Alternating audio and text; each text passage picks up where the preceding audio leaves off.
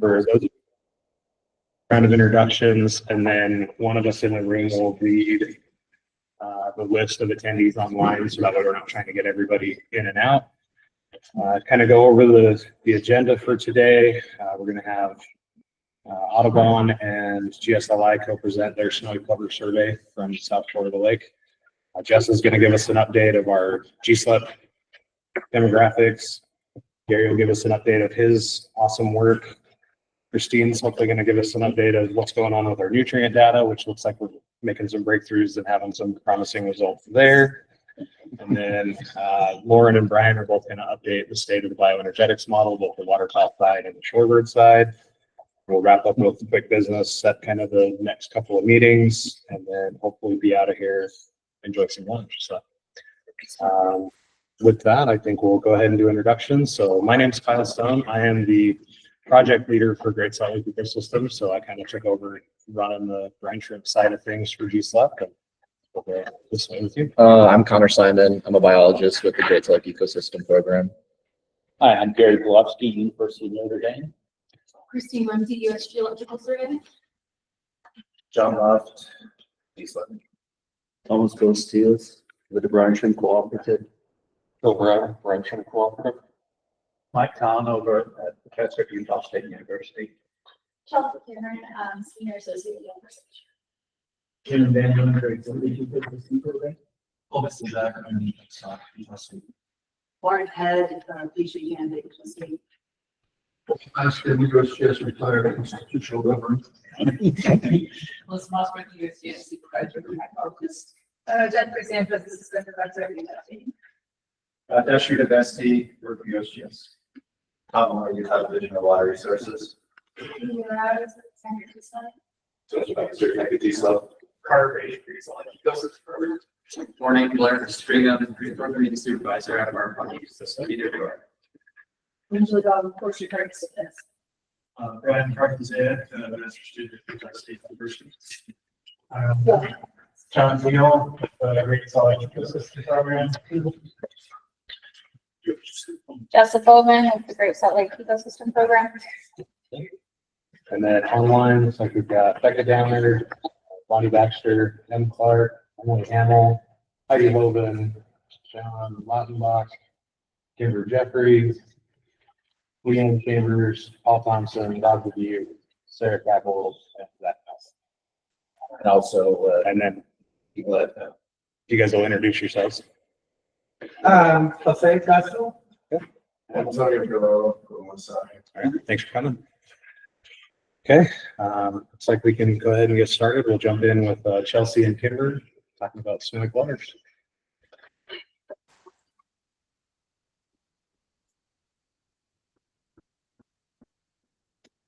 Hi everyone, my name is Chelsea Cameron. I'll be co-presenting with one of our interns, Kimber Jeffries. This is essentially a community science project, the snowy plover monitoring program that we've established in tandem with National Audubon Society of Cities and Lakes, Audubon Rockies, and Tracy Aviary. And we're hoping to fill data gaps for monitoring the interior population of the western snowy plover. To better understand the effects of anthropogenic disturbance and recreation on their population and breeding behavior on the south shore of Great Salt Lake. So today I'm going to be giving an overview on some of our goals, our methodology, and some preliminary results from our pilot year in 2024 season. So yeah, Great Salt Lake is one of the two most important breeding grounds for snowy plovers. Yeah. It should be working. There it goes. Perfect. Yeah, thank you.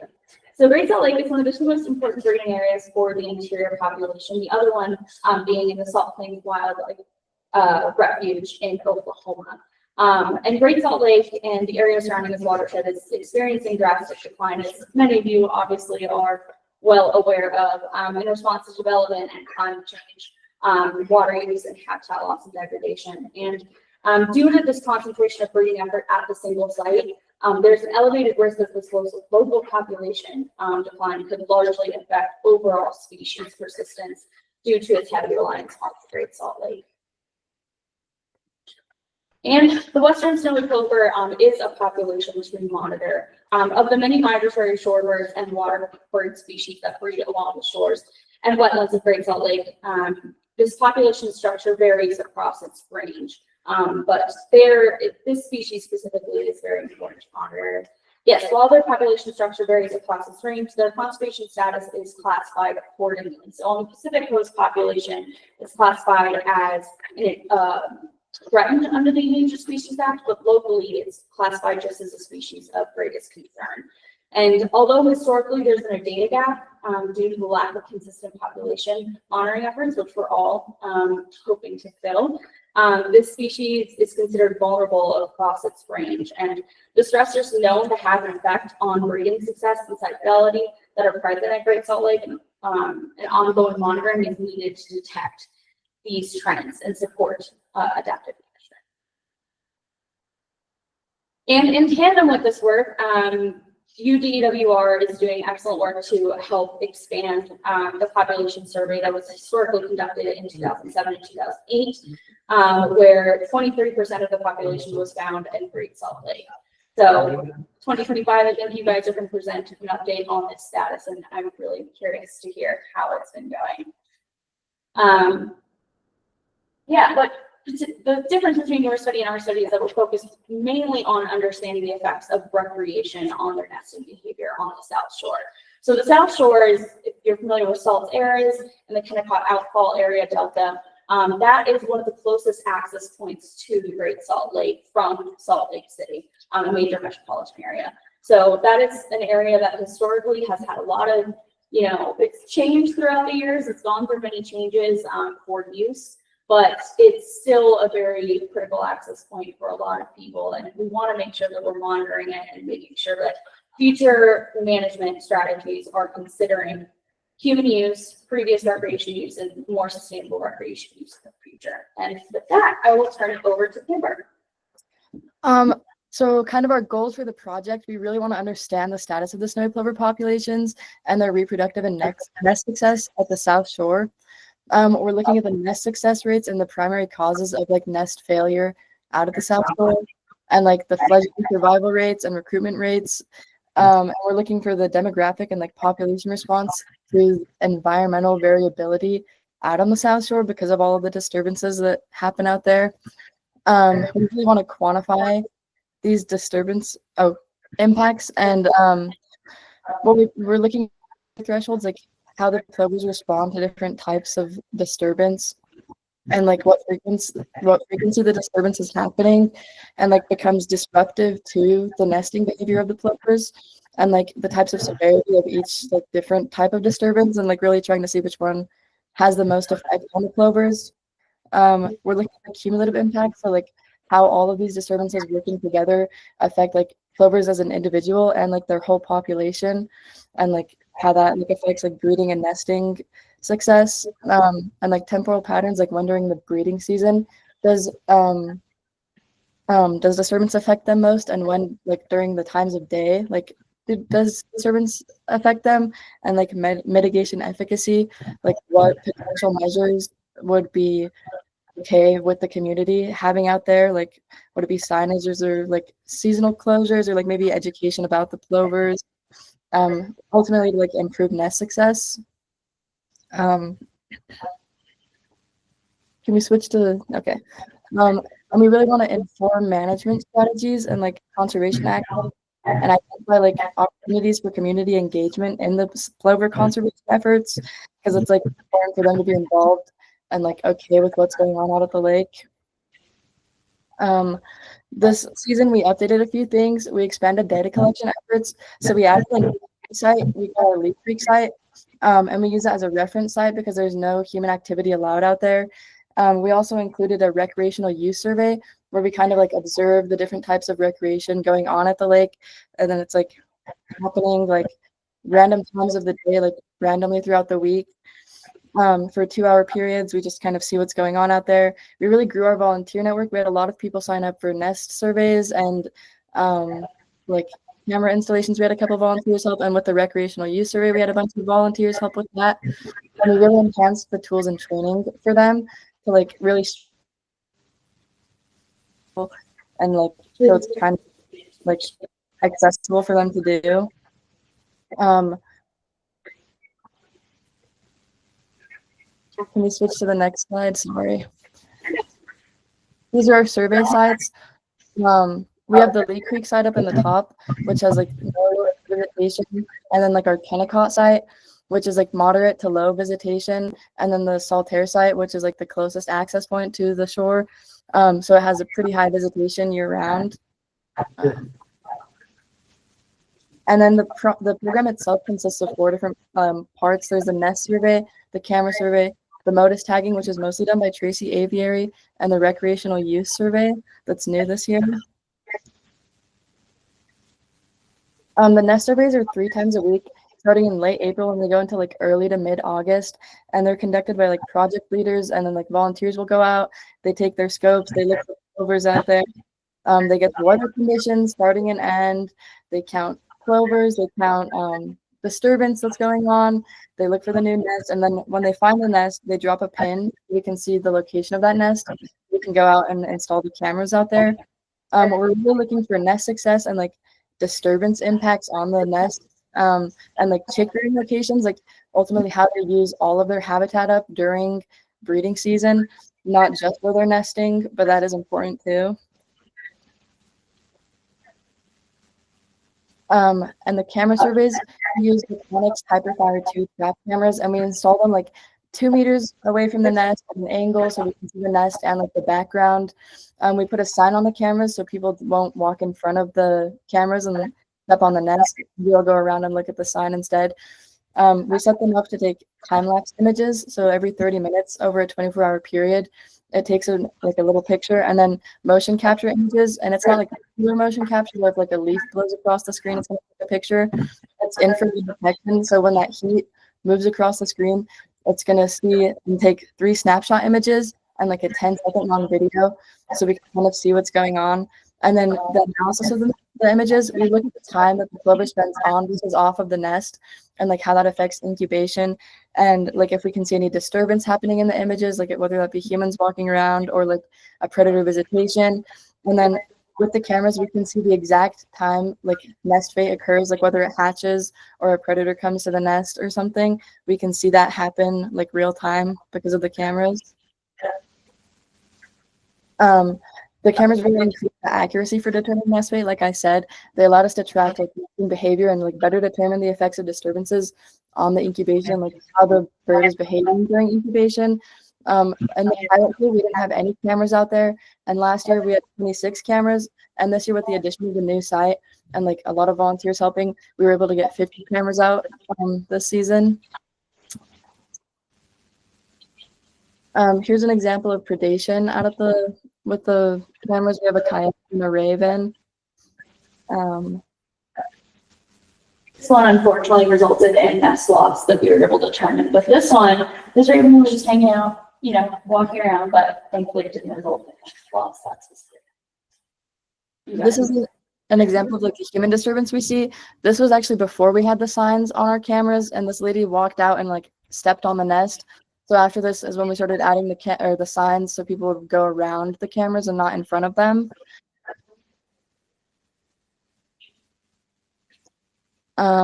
This is an example of aerial disturbance. There's a paramotorist in the background there. And in this video, he kind of like drags his feet along the shoreline and flushes the plover from its nest, which is very unfortunate. And then this guy is out at the lake on a hoverboard, 7 a.m. on a Sunday morning, very close to like the shoreline, just driving around, types of like weird stuff we see out at the lake all the time. definitely representative. You have no idea what's going to be going on. And then here's a nest hatching, which is ultimately what we want to see, the cute little plovers making it. Yeah, thank you so much, Kimber. And in addition to our camera work, we're also, Tracy Aviary is doing a MODIS tagging effort. So using the MODIS tracking system, they have done significant work in the past previous 3 years. So this is actually an example from last year. Just in a day, we were actually able to see one snowy plover make it all the way down to the Colorado River Delta in Mexico. And so we've seen some pretty impressive, tracks and keeping track. And they use bow nets when they're capturing them. And it's actually really cool because we're able to capture that on footage and we're able to see how long it takes for them to return to the nest after this disturbance. So not only are we looking at disturbance of the Great Salt Lake, we're also looking at the disturbance of our own research as well, and seeing how much that plays in. And this is some of the things that they measure: weight, bill length, wing length, tarsus length, some other parameters. And this year we've added color banding as well. So while you're out there, if you see any of our color bands, that is us. And we've also used that CTT nodes as well to track our localized conditions. And after the MODIS, we've also added our recreational surveys. Now, this recreation survey is one of two. Our second part is going to be starting our pilot just this fall, but we were able to actually go out and initiate this survey. And so this is the observational recreational use impact survey. It doesn't involve interviewing or interacting with the public. It's just strictly observational. And what we're looking at is we're trying to get the total number of people observed in these three distinct zones: the backshore, midshore, foreshore, and we have east entrance and west entrance representing the pinch points of access in our two different sites. And we're just trying to quantify that disturbance impact. We've also added a field maps factor into it as well, so we can actually add a geospatial component to kind of get a better idea of where that recreation is occurring relative to our nesting locations. Yeah, and some of our results. So overall, we were able to improve our accuracy in determining nest success in 2024 with the addition of cameras. That really increased our capacity for being able to determine nest fate. And just this year, going from 2024 to 2025, we got to 89.8% camera coverage. So what that means is that our camera surveys, our nest surveys, they will go out over the weekend and scout for any available nests. And then a few days later, we will go out with our cameras and being able to install them. Sometimes nests hatch in between that, or there's unknown fates that might occur in between when our nest surveys and our camera crews happen. We've been able to increase our capacity and therefore increase our coverage of those nests to make sure we're getting cameras on as many nests as possible. And we've done a pretty good job. And just, as an interest, we've been able to determine that there was a 78.3% success rate with our cameras, and 30% without cameras. That's just because we're able to also more accurately determine success as well with our cameras. And that success from 2023 to 2024, we were able to determine a lot more known fates. We have 6 known fates with 33.3% success in 2023, just because we didn't have our cameras. And with the addition of our cameras, we were able to determine a 70.4% success over our entire survey period with 27 known fates. And these are our maps as well as distribution of those fates in different areas. And the blue line is our average shoreline points while we were out there. Yeah, and overall, we actually saw more partially hatched eggs than hatched eggs at both of our sites. And some abandoned and flooded last year. This is representative of last year. I don't know if you remember, there was a little period where we had a lot of rain and we had a bunch of our nests flooded at that time. That was closer to our the average water line. So that happened at Kennecott. But overall, we had significantly more nests at Kennecott with a 66.7% success and a 60% success at Salt Air. And there was less camera coverage at Kennecott because we had significantly more nests at Kennecott. And so that gap of being able to put a camera on that nest, we were able to fill this year. But last year, we were still figuring out capacity. And we were able to determine that over 25,000 of our images that we were able to gather from 17 of 34 of our nests. It's just preliminary data. Most of our disturbance events was from ourselves. Now, that is also just something to take note of, that this was calculated based off of number of images per disturbance event. So this will need to be recalculated and we're actually able to assign time over time once we more analyze the results to those disturbance events. But that makes sense that we have more images for our research just because we're in front of the camera for much longer, so it's flashing But next step was recreation over predator. And this was our temporal distribution of our disturbance. We noticed that more aerial disturbance with our paramotorists we were seeing out in the evening, which is interesting because this year for our recreational surveys, we've been seeing them more in the morning. So, you know, we'll see over time if they decide to do it. There's one group that goes out there pretty often that we've come in contact with, and human walking makes more sense that it's more later in the day. As well as people bringing their dogs out. Research activity was pretty scattered depending on when we were able to go out there, but we did most of our work in the morning. And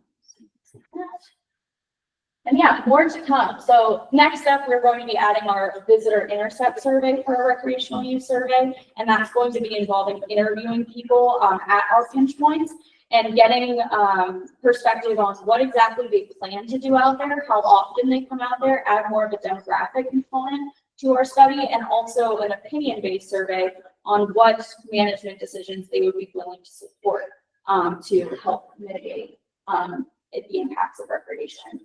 And also, we're continuing to grow our volunteer network and our capacity. We've done a great job in the past 2 years.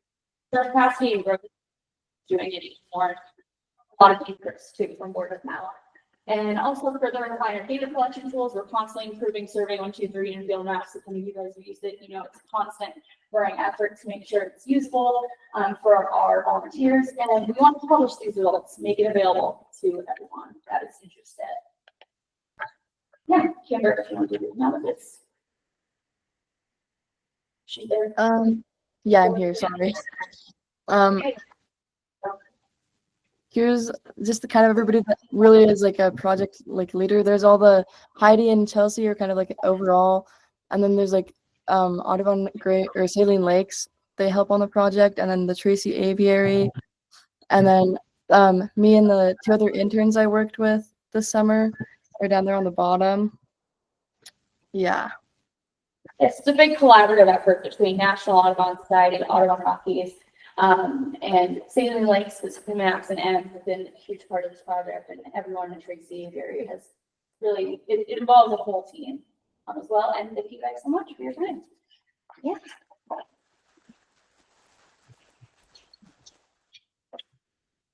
Yeah, I have a couple of questions. Sure.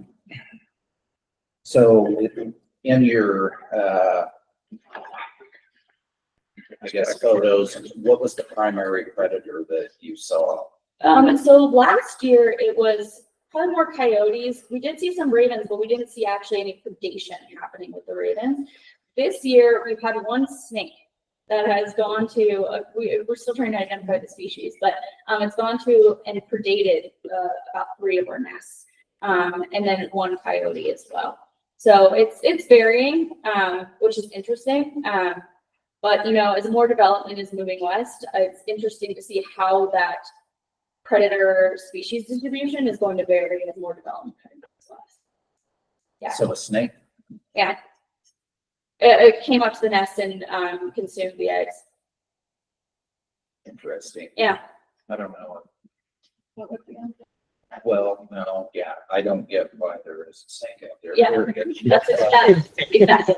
Yeah. Is there egg? Not the smartest of snakes. Well, I wonder, and maybe it's really smart, and I wonder if they are able to scent your footsteps to the nest. Yes, that's something we've been trying to, you know, determine as well. And we're going to look more closely. We're still analyzing our 2025 data to see if there are patterns to that. But we try really hard to not leave any tracks. Yes. So I know that some quarters will move between their sometimes, right? That's part of pair really. Mhm. Sometimes with some rosin in nest. I'm curious if you're working with any of the color band data. Maybe overall the success is actually quite high, or you consider like the re-nesting. Yeah.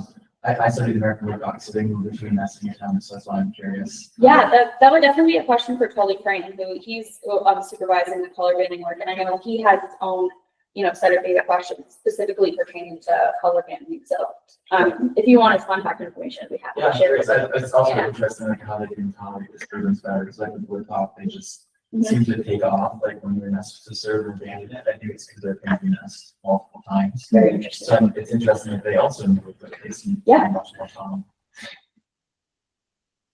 So the lake elevation has changed over the 3 years that you've done this. Has the distance from the shoreline, where they're nesting changed? Or is it more related to substrate or, nesting habitat? Yeah, so that's actually a question we're trying to answer and we haven't fully analyzed yet.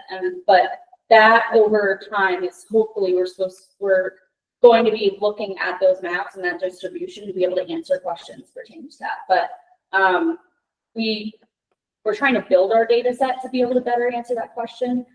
So ask me in a couple months. Yeah. Chelsea, are you in need of more cameras, or do you have enough sites? Do you have enough technology to do? Yeah, so this year, we have actually expanded to be working with GSLEP in Westminster, and they've been trying to donate some of their cameras as well. Yeah. And then we're also working with UVU, Anna Miller at UVU to help with the recreation surveys who's donated equipment. Yeah. This year, we have successfully been able to do all of our work with the cameras that we do have, but as our program is growing, our capacity is growing, we'll definitely be in need of, growing our equipment. I just wanted GSLEP to know that we repurposed the Pelican cameras. Okay. So that's the cameras they're using. Okay. Yeah. I'm glad we're getting used out of those. I know, so Kyle's intimately aware.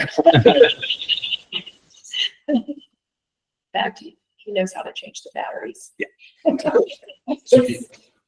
You've more than doubled since 2023 the number of nests you've identified. Is that a function of more monitoring using improved techniques or more volunteers? Yeah, it's a combination of everything. Also added the third reference site this year too, so that's also added the number of nests because we've added our survey area. But yeah, definitely with the word of mouth and interest, our volunteer base has grown, and it is a community science project, so we heavily rely on our volunteers to be able to, have the ability to conduct this research. So as our interest has grown, it's definitely helped increase our capacity to detect this. How does that, to follow up with Rob's thing, has the population, in other salient or other nesting habitats, has the water disappeared there and that's why we have more nesting here overall? Yeah, I don't have the answer to that question, but that's definitely a very interesting question and something to consider when we're looking at, also why are we seeing more nests? Is it just because we're increasing our capacity, or is it because there's another question there to answer? So, And we did our big white snowy plover survey this year, so that should we'll hopefully be able to, utilize that. cross reference. Yeah. Awesome. Tag team around. And Heidi has a question online. Heidi. Hey, thanks. Hi, everybody. Great job in presenting. I don't know, can you hear me? Yes. Okay, great job in presenting you all. I just wanted to get back to the question of has the distance from shoreline changed? As the distance from shoreline has changed, has the nesting location changed? What we're seeing is there's more association with freshwater input flows and how important that is. And the differences that we're seeing from year to year in the vegetation cover and development throughout those sites, and also flooding patterns from rain events has been very, very dictative of where the nests are ending up.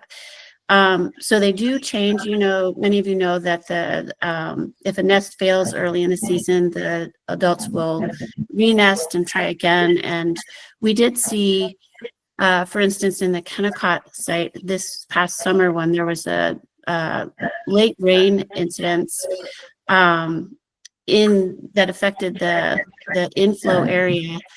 There were a bunch of nests that showed up a couple weeks after that in a completely new area to us.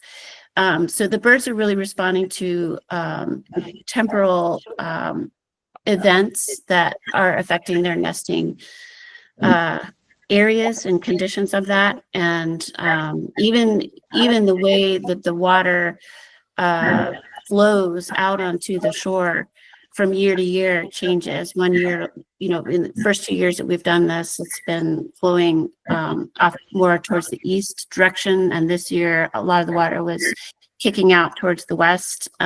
So all of that is very, very important to where the birds are selecting their sites. And so we're documenting this as we go through this whole project, and hopefully going to be able to make more sense about their nest site selection in years to come.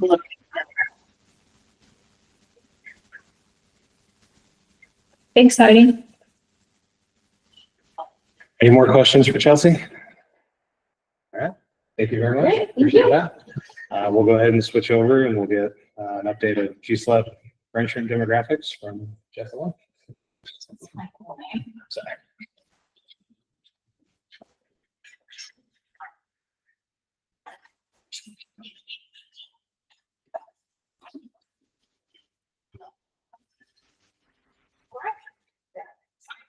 All right, this is a update. This is August update from our last tag in April.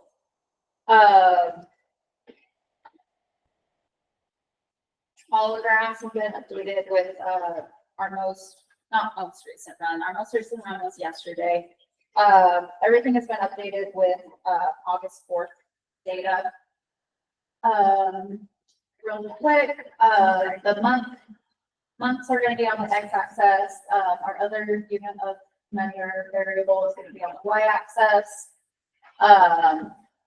The min and max are the dashed gray lines, and then you can't, I don't know if you can see them, but the 25th, there's some blocks, the 25th and 75th percentiles are the shaded gray areas. And then we have our average data in document 94. It's the solid black line. 5-year average is the solid black, or the dotted black line. And then the gold line is last year's data, the line is this year's data. And this water temp, so, and then the averages are on the left-hand side. August is there, but that is only the August 4th run. We usually have 2 to weekly runs. So for the water temperature, cold in February and average outfit in spring, jumping around the average, like the summer, cooler water temps than we saw last year this time in the summer.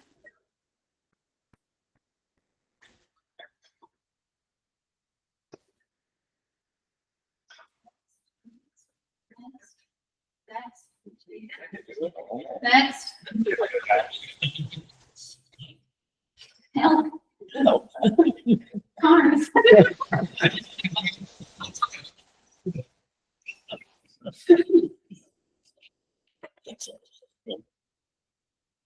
Anyone have any questions about water?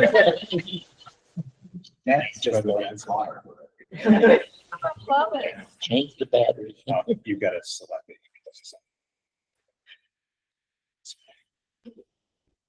Technical difficulties that their computer is locked up. Computer's locked. You gotta call it time now. Where's Lexington? Anything, yeah. Yeah. All right. Nice.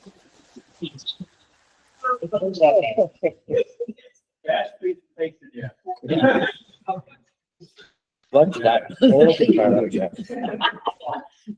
Let's try that again. That's why they hired. There you go. Now it's gonna be over. All right. So,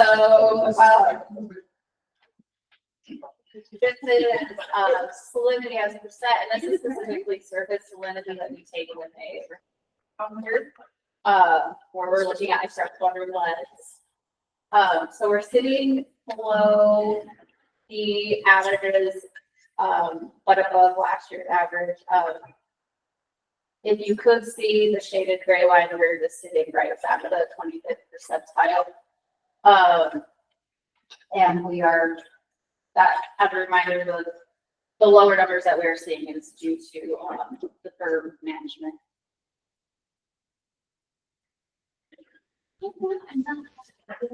But yeah, it's following the same trend where it just kind of drops off in the spring and increases a little bit.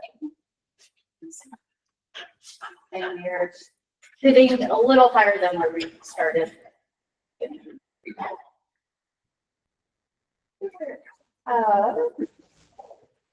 For Bill, as a reminder, earlier in the year, we had the weird depression in February and March.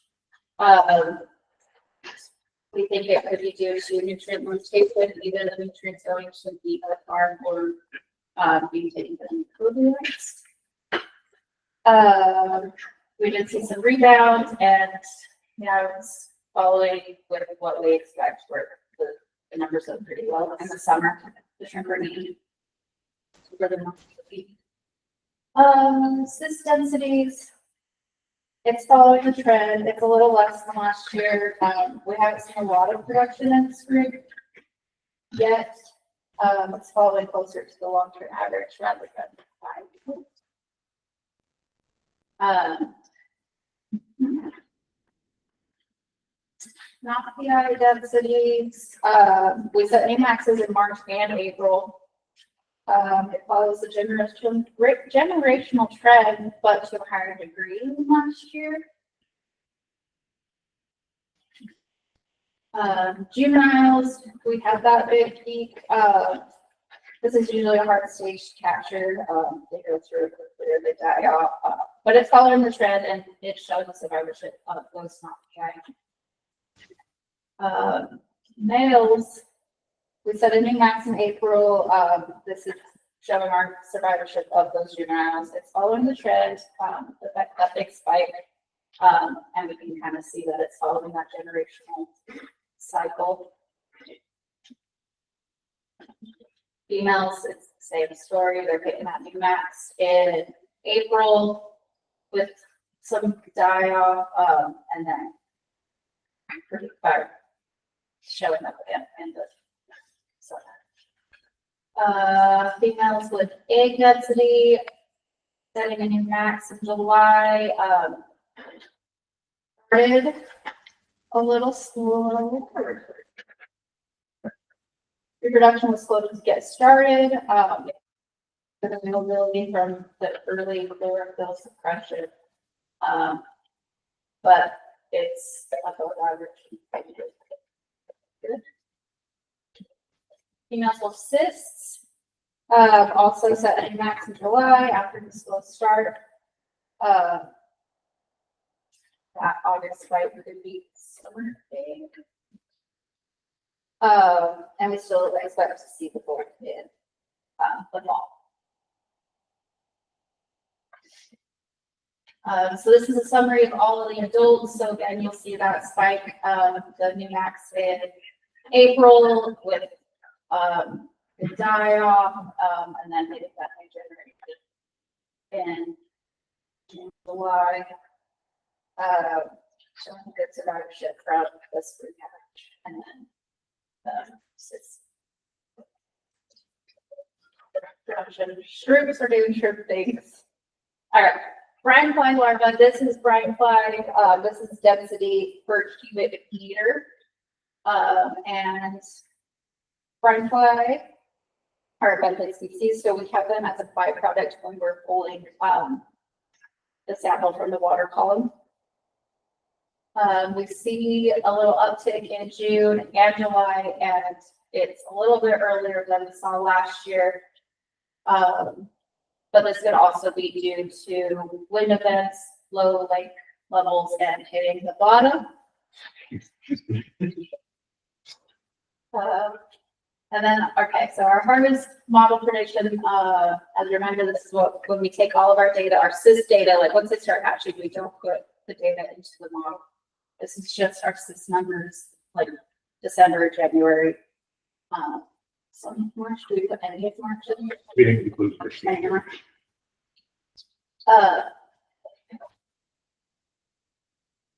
So here's our forecast. This is where we take, we plug in the data for the months that we only have SIS. Let's start catching it down. The model allows us to take the spring SIS count and use it to predict the fall SIS numbers. The spring SIS are on the x-axis.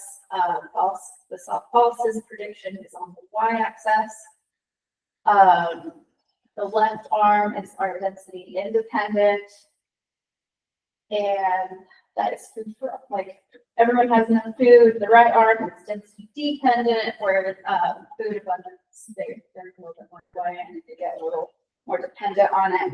We want to leave enough cysts in the lake in the fall so that it catch in the spring. So this is just giving us that prediction for the fall. Our spring counts was between that 18 to 41.33 cysts, giving us a prediction of 123.48, falling on the left side at 123.48, and falling on the right side to 85.89, giving us the average of 140.82 cysts. And then we removed 2 standard deviations for above the mean. And this kind of just gives us a more tighter, better prediction of false.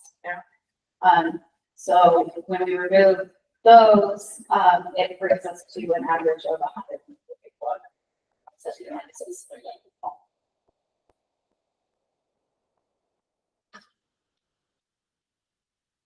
Oh, thanks. Any questions? Did we understand correctly that Jim ran the boat into the ground? Jim put the boat into the ground? No, that's too, when we drop our nets, sometimes we Oh, go okay. and bump the bottom with the I was net. so surprised. That was more of a diameter shell sheet. It was David myself. Oh, okay. You don't hit our head on the bottom. Any other questions? I had a quick question about your microbiolite hypothesis for those strange spring numbers. Yes. Could you go back to that real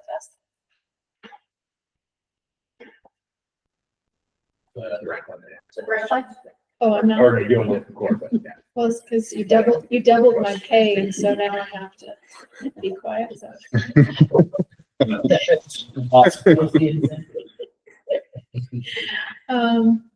So what were you thinking about if the impact of microbialites, that they were still recovering, or that is that what you're thinking about? Yeah. Yes. So the concern here is we see this massive dip in January as the brine shrimp are dying off. Mhm. There are no brine shrimp present in the lake between February and early March Right, before right. they hatch. So where is the chlorophyll going? The most likely explanation is some sort of nutrient limitation. Why is the chlorophyll starving to death? Well, the nutrients have to go somewhere. Either they're not coming into the lake because we're under low lake conditions and there's no inflow. We're losing nutrients to the north arm because we have the head Moving above the that, berm right. and everything's flowing there quite a bit. Yeah, Or they're that's being Christine's taken fault. up by something else before the pelagic portion of the lake can get them. And we do know that because we were at higher lake elevations than last year, there were areas of microbialites that were now inundated, and likely there was some recolonization or some recovery of the microbial mass during this time frame. Right. And that would explain, would be a possible explanation as to where the nutrients are going, is one of those 3 things. Either we're not getting as many as we should, it's going to the north arm, or it's getting used up before the pelagic species can get to it. So Maybe. Yeah, I would caution, Okay, because that's peak growing conditions then for Denaliella. correct. And they should be sucking it out of the water at that time. And that's why we phrase it as something odd and unexplained. But then they do seem to rebound right there in March.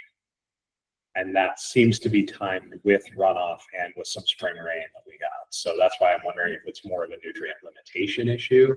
I see And we just don't have the nutrients. where you're lowering Yeah. chlorophyll production. Or the nutrients are tied up and it just takes a minute for the Denaliella to cycle on themselves. That's a big unknown for us. This isn't uncharacteristic dip in February. We've seen it a couple years in the past, and we've also had the same. Where does it go? What's it being used? How is it getting? Why don't we have the Denaliella in prime growing conditions?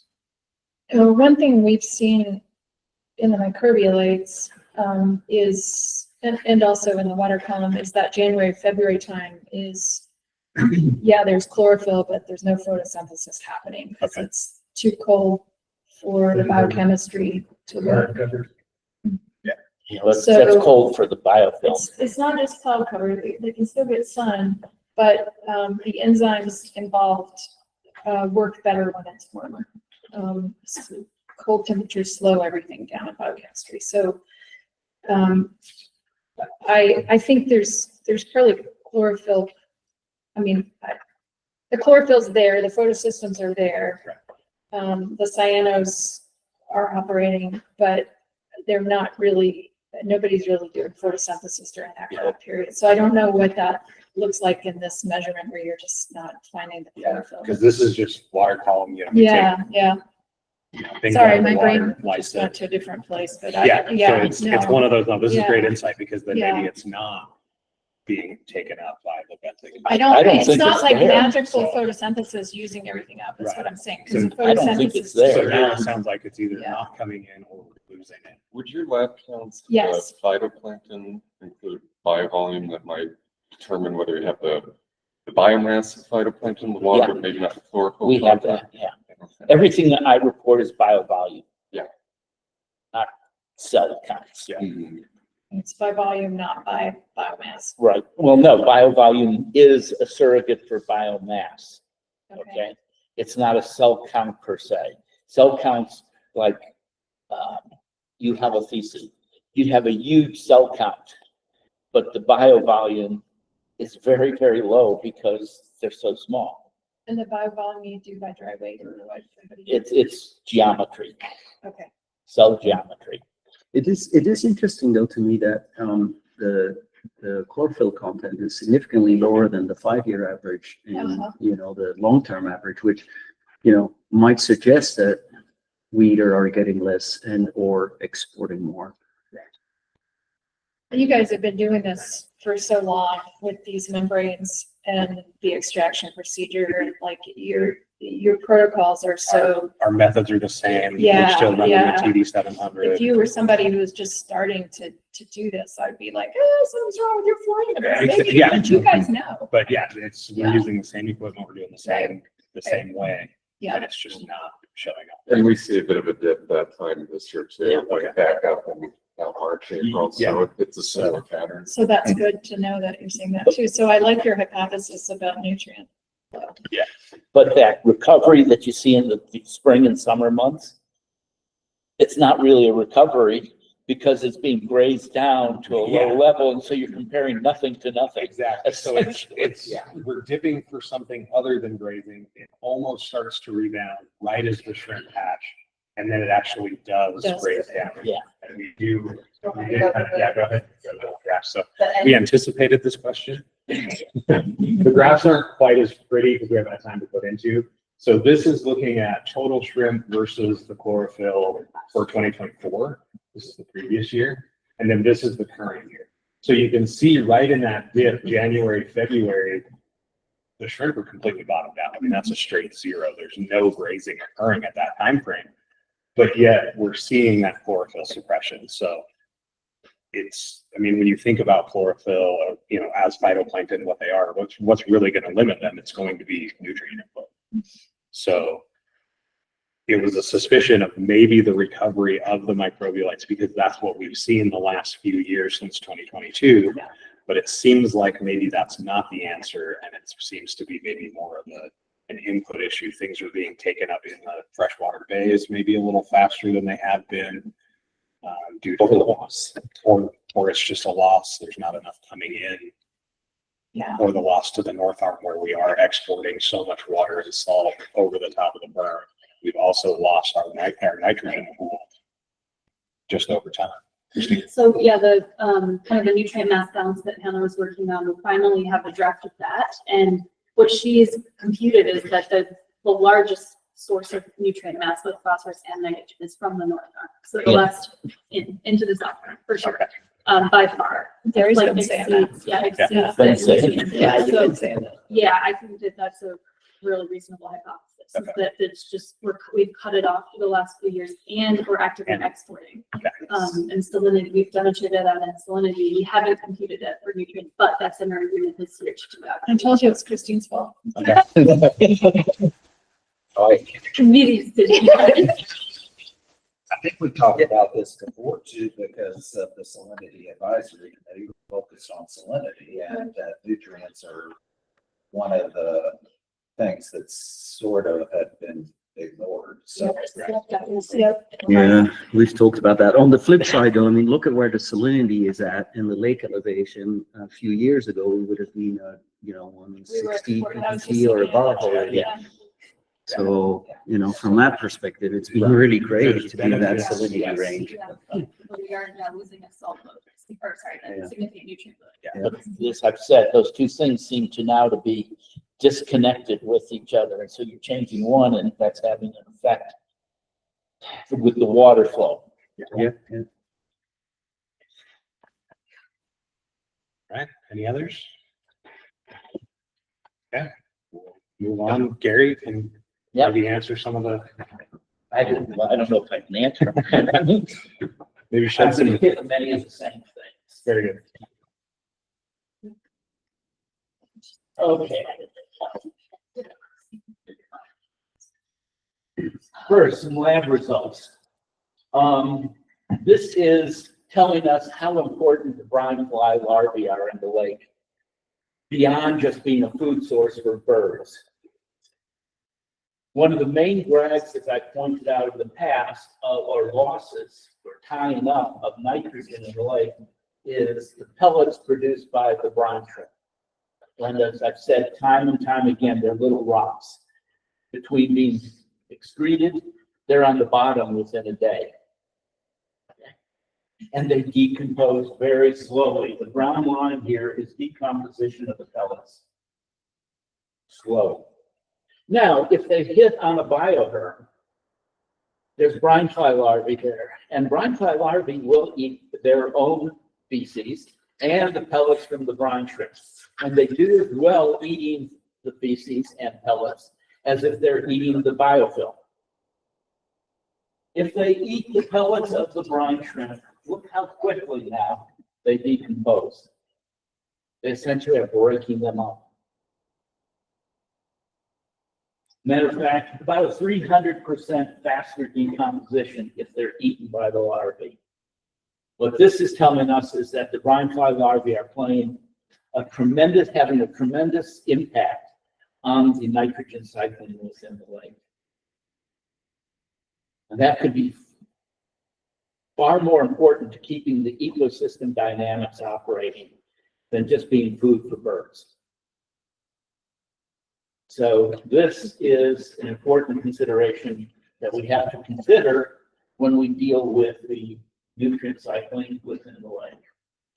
Okay, we also completed the brine fly demography in the labs, feeding them biofilm from the microbialites. And the blue line, the blue points here represent survival of the larvae. The red points represent percentage of those larvae that are able to pupate. And that's the effect of the density of the biofilm. This is the effect of temperature, and this is the effect of salinity. The important thing here to realize is that those upper points for food availability are about what they would be experiencing in the lake living on the biofilm, microbialites, sorry. That means that food per se, they're leveling off in terms of survivorship. The blue points and red is transitioning to pupate. It's leveling off. So what that's telling you is they're getting plenty of food per se, and that's not counting their eating the feces and the pellets. Okay. So food probably is not a limiting factor to the fly larvae. It's substrate probably. Okay. And it would be nice to know, and we don't have it, Rob, back me up on this. We don't know how much food is available on the sands and in the mud in the lake. And there are fly larvae there, not as many as on the microbialites. And that would put them, however, probably down to this lower area where they would be food limited. And quite dependent on the feces from the shrimp coming down. Snowfall coming down from above. So that completes 2 of our laboratory experiments. Brine fly larvae trends in the lake. We just saw the monthly from the bycatch. And this is important here because this is essentially the larvae that are there in the spring to start that year's population. So these guys here are going to pupate, turn into adults, and they're going to be the source for getting the larvae that are to peak there later in the summer. This is how the bycatch has varied over time in the lake since 2003, when the bycatch was finally started to be counted. And there is virtually no correlation between the salinity in the lake at those times. This is average salinity versus the changes in numbers of brine flies. There's something else going on that's driving the brine fly numbers in the bycatch. My suggestion is it's wind and wave action.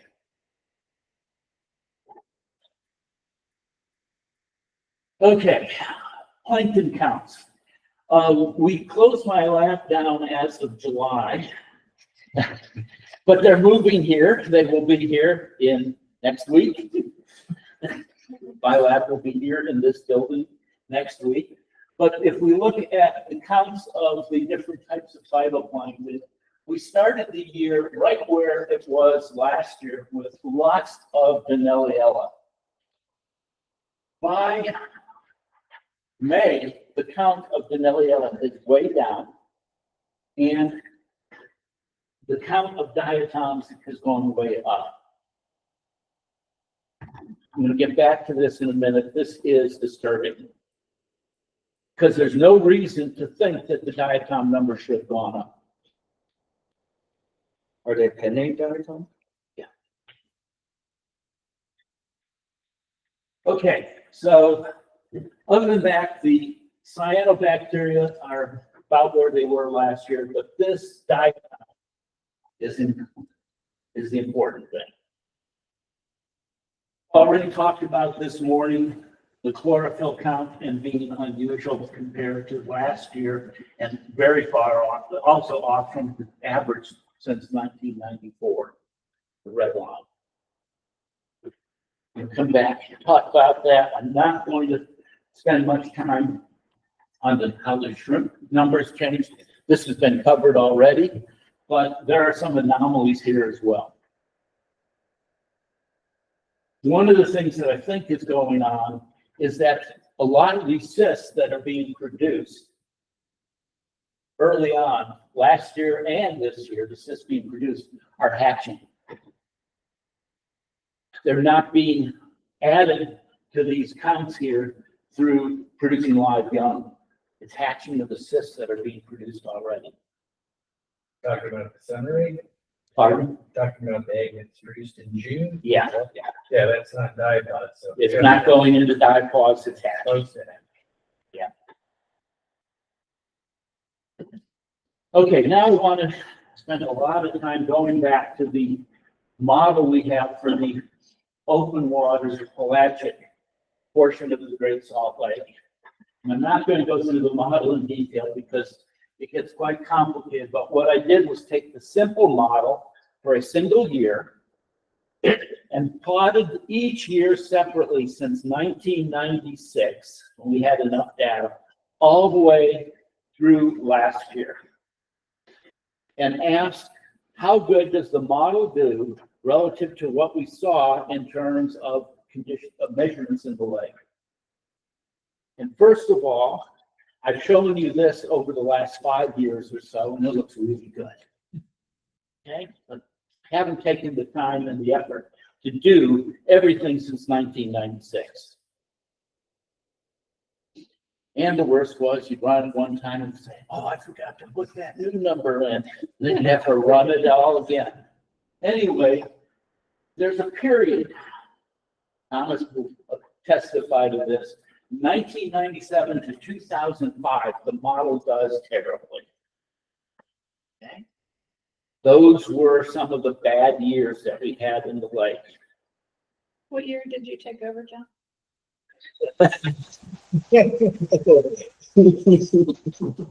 John, Those were the we don't bad. blame you.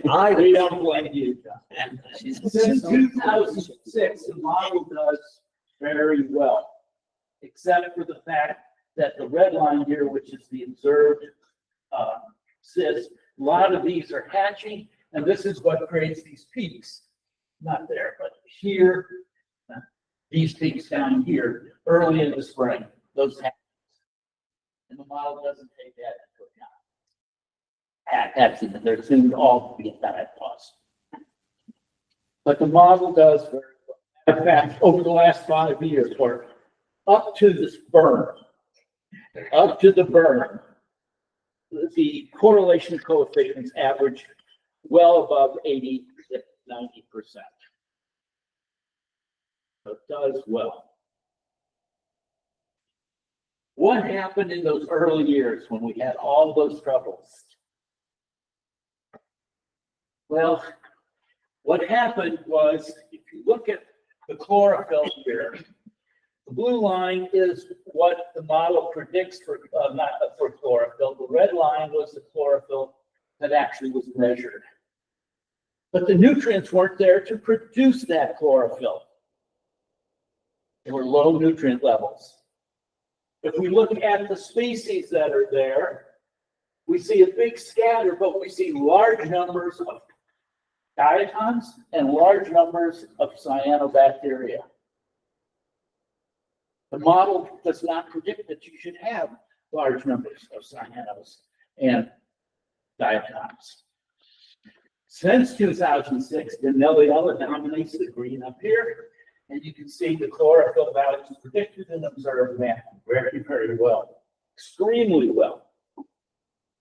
So, how did those, what is supporting those cyanophytes and the diatoms early on here that made the model work well? Well, we published a paper here, or this year, came out in January. And it is the cyanophytes and the diatoms cannot be explained by their action in terms of nutrients, temperature, and salinity. They're somehow being released in the lake. And they're not coming in from inflows from fresh water. We know that. They've got to be coming from the biofilm on the microbialites. And we can show that those peaks, a big spike in one or the other of them is usually related to two things: cold temperatures and or high winds, which would free them off, break them off of the microbialites. So, putting together all that data, of running the model, pre-2006, the model doesn't do well because somehow we're getting cyanophytes and diatoms coming in from outside that the model isn't considering. After 2005, the model does very well, and actually the pre-berm years, breaking the pre-berm, the proportion or the correlation coefficients are very similar. However, let's do a more rigorous test of what's going on here. Let's ask the question, not how well the line, the scatter is just explained by a regression line. Let's ask whether the regression line has an intercept of 0 and a slope of 1. So the points are actually falling across a line which is an exact prediction between observed and what the model predicts.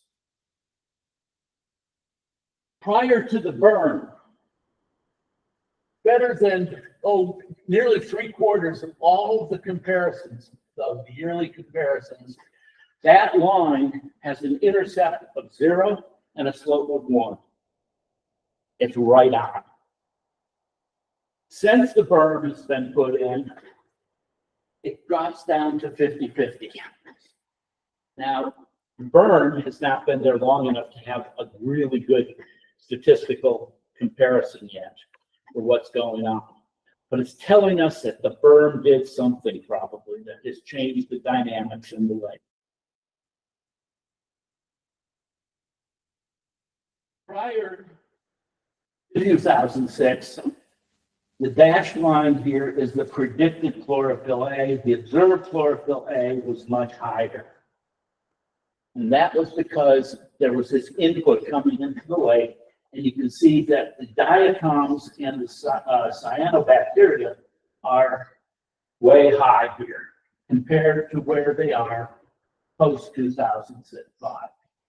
And the chlorophyll predicted and observed match up very well. With that bloom or spike in diatoms that we're seeing this year, it's got me worried we're being pushed back by this changing nutrient dynamics with the burn back to something we're seeing early on. That was not good. So the model can be used at least to predict or start to see what the berm might be doing. And Christine, if you're right, and your measurements are right that the nitrogen dynamics are being changed dramatically, that's got to be a consideration. In the late 1990s, we had all that rain and we had a huge export, I can't remember. I think for a while even we were losing that deep brine layer. So I'm wondering if we're starting to, like you say, see those same dynamics as we saw in those early years. The other thing I was wondering, Gary, that would have the opposite effect. In the 1997 through 1999, we had a tremendous amount of filamentous algae on the lake, and I don't think we ever accounted for that. No, we didn't. So I don't know how that can affect. Because I remember when we would try to filter the water to do counts and things of the phytoplankton, the filters would get totally clogged up. Oh, yeah. And there were mats all over the lake. Oh, people all over were getting in touch with me saying we can't filter water from the Great Salt Lake. So we've isolated that organism's genome, and we see that as a pioneer species and restarting the microbialites, which is super interesting. So that's linked to the microbialites again. It's a Formidium species. But back to your microbialite theory, like I was just looking back at data we have where we looked at all the species present in microbialites, and we also sampled the pelagic around the microbialites, and it's pretty much just the same community. So, I mean, the microbialites are always going to be releasing microbes into the environment.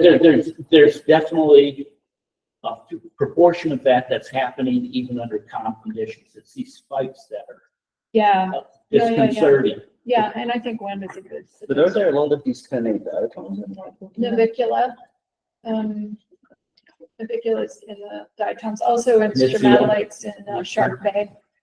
In Australia, Navicula is a part of, diatoms are a part of holding a mat together, I guess. They're structural. Maybe. Probably, yeah. Yeah. Giving rigidity to things. Yeah. At least what I've read is about microbialized biofilms is that they give rigidity to the biofilm, and the cyanobacteria create elasticity. That's the idea, because they make the EPS, but I mean, it's just an idea. But I think that if you find them alongside multiple species of cyanos, and by the way, fungi, loads of fungi that we aren't measuring here, but we've started to measure. So it's like a lichen essentially on a rock, right? Yeah. So if you start to plunge this a little bit, you'll see there's a similar set of microbes in whether you're looking in the Arctic or Shark Bay or Brazil or Great Salt Lake. So I think diatoms are part of the puzzle for sure. And we can, going back to historical record, which is what we published in the January paper, we can show that that freshwater input is not correlated with the spikes. One thing, though, that needs to be reiterated that I want to point out, what is going on? We don't know the details clearly. What is the dynamics are that are going on? But what appears to be the case is we're losing the dynamics that were predictive in since what? The burr, not the Yeah, sorry, the berm, sorry. Bioberm. So something is separating. It's not a geoberm, is it? deviating. And that's what we need to start to think about. Gary, how are you defining the pre and post burn periods? Is that just the years you use? The year that berm was, not the bioberm, the year that the berm was first put in from there on. You mean? But we adjusted it. I know, 17 but or that's when we not taken adjusted it into up? account. Okay. The only thing that the model is taking into account is the elevation of the south arm. But when you say the burn, when we adjusted it up, or 2017, when we opened up to the north arm? Well, No, that's that's just when the causeway. that was the Yeah, causeway. The berm was. No, this is No, the when berm we was actively, 22, when the yes. decision was made to actively put in a berm to try to control salinity. So it was the first iteration of the burn. Would have been the year, Summer what of was it, 2022? 2022? We asked for it, we 22. asked for it that fall. 22, or yeah. that- It was July. July, Yeah. okay. Yeah, from that point on.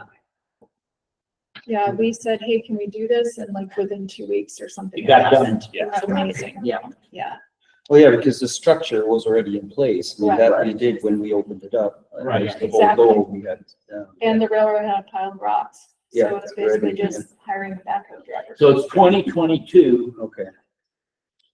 today, yeah. But I'm wondering, because that is, similar things happen. We had a couple of years of, high winters, a lot of inflow.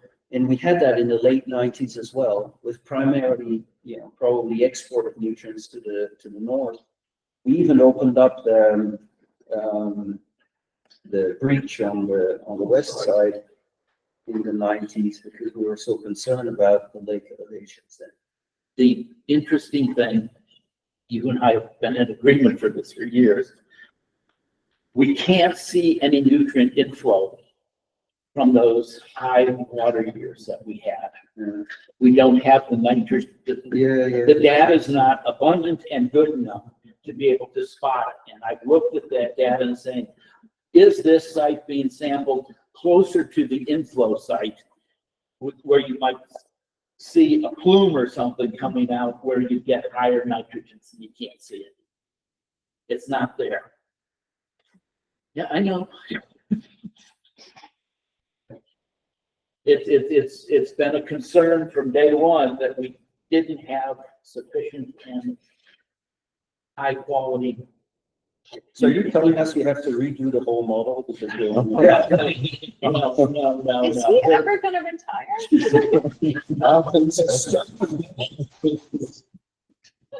Start your whole Just career throw right my now. body in the lake. Yeah. But there are tweaks now. One tweak that needs to be done for the model is dealing with those cysts in the spring hatching rather than going into dive loss. That's not there. That needs to be built in. And that would give you those spikes. What you talking about? Basic question about like the model, and then I guess like, I don't know, there's been a lot of discussions about these wind events today. And I'm just kind of curious if anybody has like, is wind in your model, has there been any effort to try and track these wind events? Because they're there every year. I don't know if. Yeah, the paper we published in January has wind events, temperature events, and shows that when you get cyanobites in diatoms above a certain level, they're correlated with wind and or cold events. Okay, that we can do. I don't know how you build wind events into the model because such changing salinity or lake levels are sort of large scale inputs. Wind events could be just 2-3 days. Yeah. Cold event could be 2-3 days. So it's more like it's like stochastic input than. Exactly, that's what it is. And so you can put it in after the fact and see if you get a spike. Yeah. But you can't sort of build it in the forecast. Okay. Any other questions? Good. Excuse me. Sorry if I missed this answer about us filling my water, but with the wind, is there some interaction between the wind and lake elevation in which you see more action happen? Did you just answer that? It could be that you're asking a question in more detail than. At different levels of counting the microbial below the water. Wind, the wind has, but you square the wind speed to get the effect of turbulence. I think that's the formula, square the wind speed. And so, but haven't looked at it in terms of lake level versus wind speed. You know, Jim always told me this when we'd be sampling microbiota somewhere, and you were always pointing out.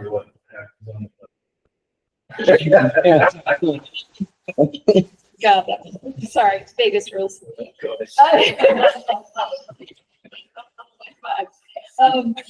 Whenever we were sampling around a bend or a place where there was a lot of wind action, my attention to the mass being depleted in that area. So I think you were the first person to ever call my attention to that. Yeah, where you can see where the mats are coming off the microbialates in those windy areas, right? Yeah, you can see it on the shore. The sheds from the microbialates would roll up on the shore. Yes, Walls. yes. And you can see it on the early spit. There's a bunch of sheds there. Yep, and so the microbialates are just.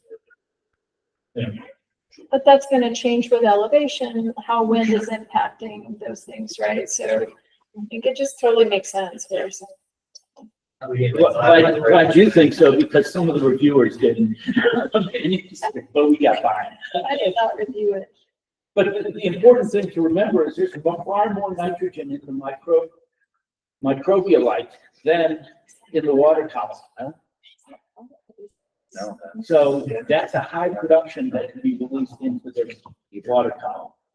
Do you think there'd be more nutrients? Yeah. Do you think there's more erosion occurring, there'd be more nutrients available? But it's got to decompose. Yeah, true. And it's slow. The microbialite decomposes slower than the phytoplankton decomposes. Well, and as the lake level goes down, we lose microbialite, so we lose that floating. Exactly. Now, we have a lot in the sandy bottom as well. I think USGS showed that. Maybe we just drag a bunch of change through. We need pumps to just circulate the water. Sounds like Phil's got a new job. I mean, I'm saying that Facetiously, but people do that in big ponds. Yes, they do. A lot of these bass ponds people put on their farms and that circulate the water in that way. I will note that pre-2005, not good. John to Kyle, good. After Kyle, bad. No, No, don't hopefully say not. that. It started before. It started before. That was still your fault. Well, we didn't really track it very well. I think you're voted out here, John. I usually am. Okay, thanks, Gary. Christine? Maybe dive into nutrients, since that seems to be a pretty hot topic today. Actually, most of this will just be like updates, a little bit about my case. And I wanted to introduce Destry. These are new kind of Great Salt Lake monitoring lead. Which is Anna personally runs federal service, which that's here go, but Destry is taking on her role. So he'll be talking about a lot of the nutrient monitoring. So he tracks samples coming in through APC and helps Oregon waters. So there's a lot of folks here just involved in all of our monitoring, which I'll know. So I'll be giving stuff like updates on kind of like levels, inflows, salinity, And then Deb, she'll give us a little update on the so go ahead.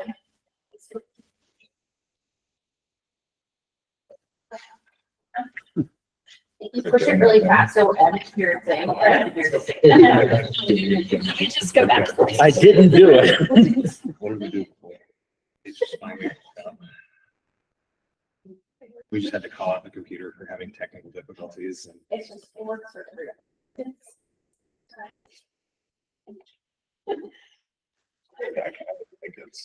it's just frozen. Yep.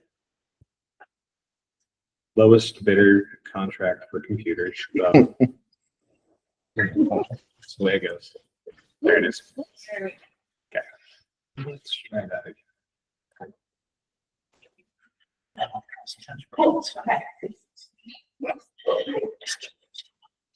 Here we go. All right. And I just wanted to start off by, for those of you who aren't familiar with the USGS GSLEP partnership, what we do is we try to provide both monitoring and science support to students who provide you. On the monitoring side, we can coordinate the sampling of inflows on leadership to our inflows to the lake, including on the Bear River, the outflow, Beaver River, Farmington Bay, and then in the lake, GSLEP collects samples monthly that can take and analyze for nutrients. And we also monitor water changing at the breaches to monitor the flow as well as the salinity, like salt loads and nutrient loads achieved at that condition.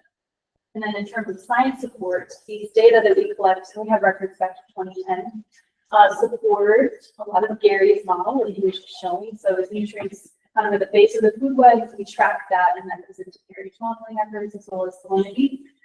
So I try to reiterate this a lot, but the salinity data that are collected from these samples is really key to the Great Lakes Salinity Advisory Committee, tracking salinity and salt loads in the lake. It's very important for management decisions that are made. And then in addition, we conduct various investigations trying to understand nutrient mass balance, what is coming into the surface water, and then the rivers coming into the lake. We model atmospheric deposition, and we're also trying to uncover some of the nutrient cycling dynamics, more chemistry access to that. So that's kind of what we do, our objectives here, and how we try to serve this group. So I'll dive into just updates on the lake, starting with the south arm. Most recent daily value as of a couple days ago was 4191.6 feet. Our seasonal high in May was 4193.7, so we're down 2.1 feet since our seasonal high. And I just wanted to put kind of where we are right now in the context of the last year. So last year, on 17/20/24, we are 4193.2, so we've gone down 3.1 feet relative to that feet in the south. In the north arm, we're sitting at 4191.2 feet. Our seasonal high was 4192.9, so we've gone down 1.7 feet since seasonal high in the north arm, and we're down about 0.6 feet. Relative to last year. And if we consider the lake surface elevations, both in the north and the south arms, in this plot, elevations on the y-axis, starting from October 2023 to present, south arm is in blue and the north arm is in red. So you can kind of see the residual from when the berm was modified. We had a little elevation difference on both sides. We're pretty much converging there. We got a 0.4 foot elevation difference on the two sides of the causeway. And we are still getting flow, mostly flow from south to north at that news reach opening. So that is along the causeway, about 6 miles east of the west shore along the causeway. This plot is showing discharge in cubic feet per second from about October 2021 to present. The blue circles are flow from south to north at that opening, and the red is from north to south at that opening. And as we had discussed, the berm was modified the first time in July 2022. We saw north to south flows drop off dramatically. And since that time, the flow dynamics at that location have really been dominated by south to north flow. You all know that. We're still seeing that, seeing very little flow coming back from north to south. Our most recent measurement was around 30 CFS, which is kind of in the realm of near detection and a lot of uncertainty in that number, especially since it's that parcel of water that's underneath the flow that's going south to north. And our most recent measurement from south to north was 870 CFS or so. So still getting quite a bit of flow into the north, not much coming back. This is to try to reiterate that we did have a continuous estimated discharge from south to north at that location. As the lake elevation or the surface water elevations on both sides of the causeway started to equalize, we got backwater effects that kind of broke up that region. So we only have daily data or instantaneous data for discharge up to August of 2024, and since then we've been making monthly discrete measurements. So we go out once a month and we kind of get a manual measurement. And here's a summary of the last 4 visits. So April, May, June, July, seeing around 1,200 to 1,300 in April and May flowing from south to north. And then in June, we start to see decreases around 1,000 in June, and in July, again, it's around 870 CFS. And in terms of the north to south coming back, really not getting above 50 CFS. So it's really trickling in, if anything. But we are seeing in the profiles that our teams collect have reached that north to south arm parcel of water is about 10 feet below the water surface. It does occupy a large section of that cross-sectional area. It's just not flowing very much. We consider Lakeside and what Lakeside has done this year. Here's a plot from about February 2025 this year to present discharge on the y-axis. So this is Lakeside. We did see a lot of negative flows at that location starting in about March. That indicates that we actually have flow coming in from the west, from we think the New Finland Basin kind of draining in at Lakeside. And Lakeside is our far west reach along the causeway. So we observed that for a number of weeks, a lot of flow coming in from that New Finland Basin, and then started to see a little bit of trickling from south to north. But in the context of where in the last couple of years, those flows are very low. This was kind of what we saw last year, really much higher discharges in 2024 than we saw this year. Probably due to the double these logs and not a great runoff coming into the lake. Okay, let's jump to our surface water inflows, starting from north to south. So we'll start at Bear River near Corinne.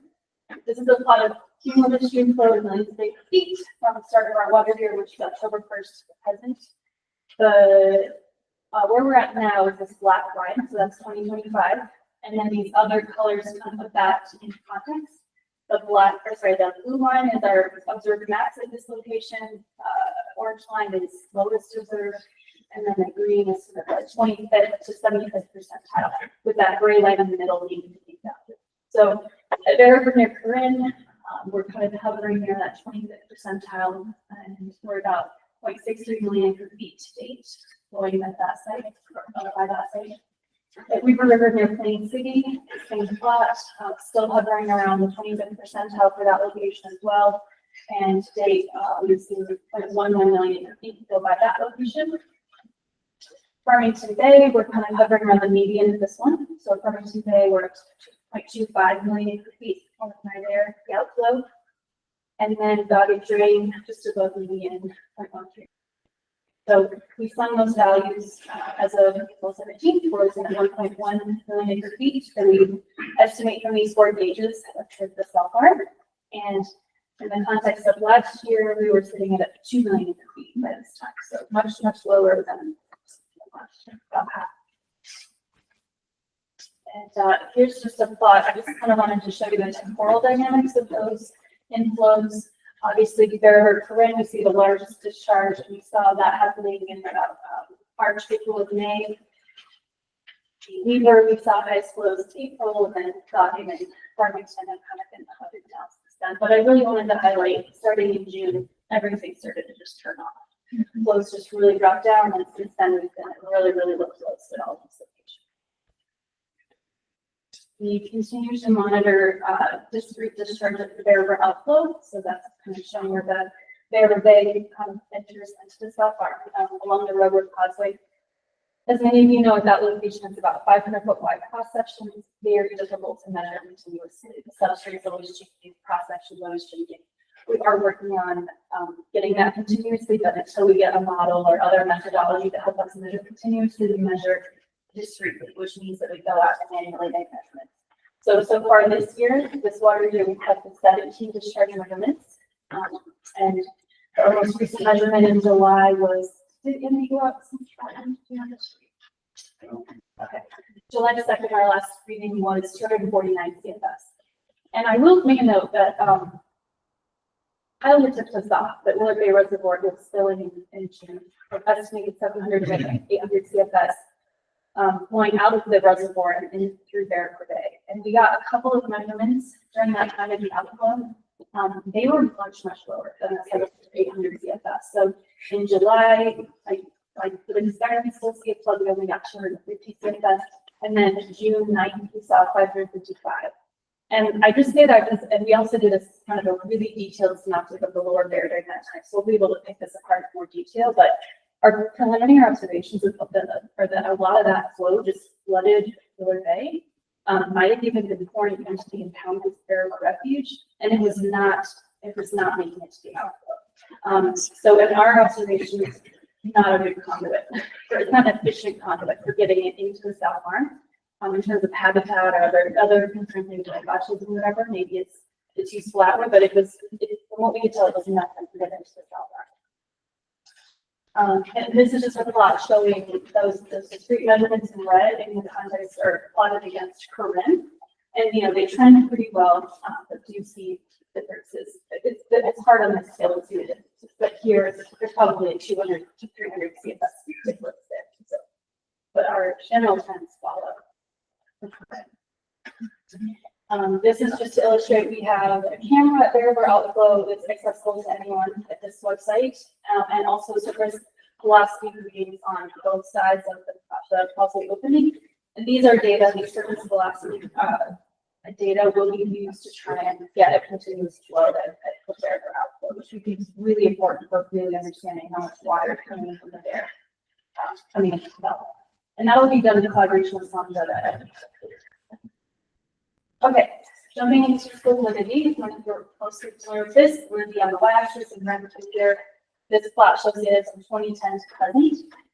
And we've reached our kind of seasonal low this spring, and now we're ticking up as you'd expect.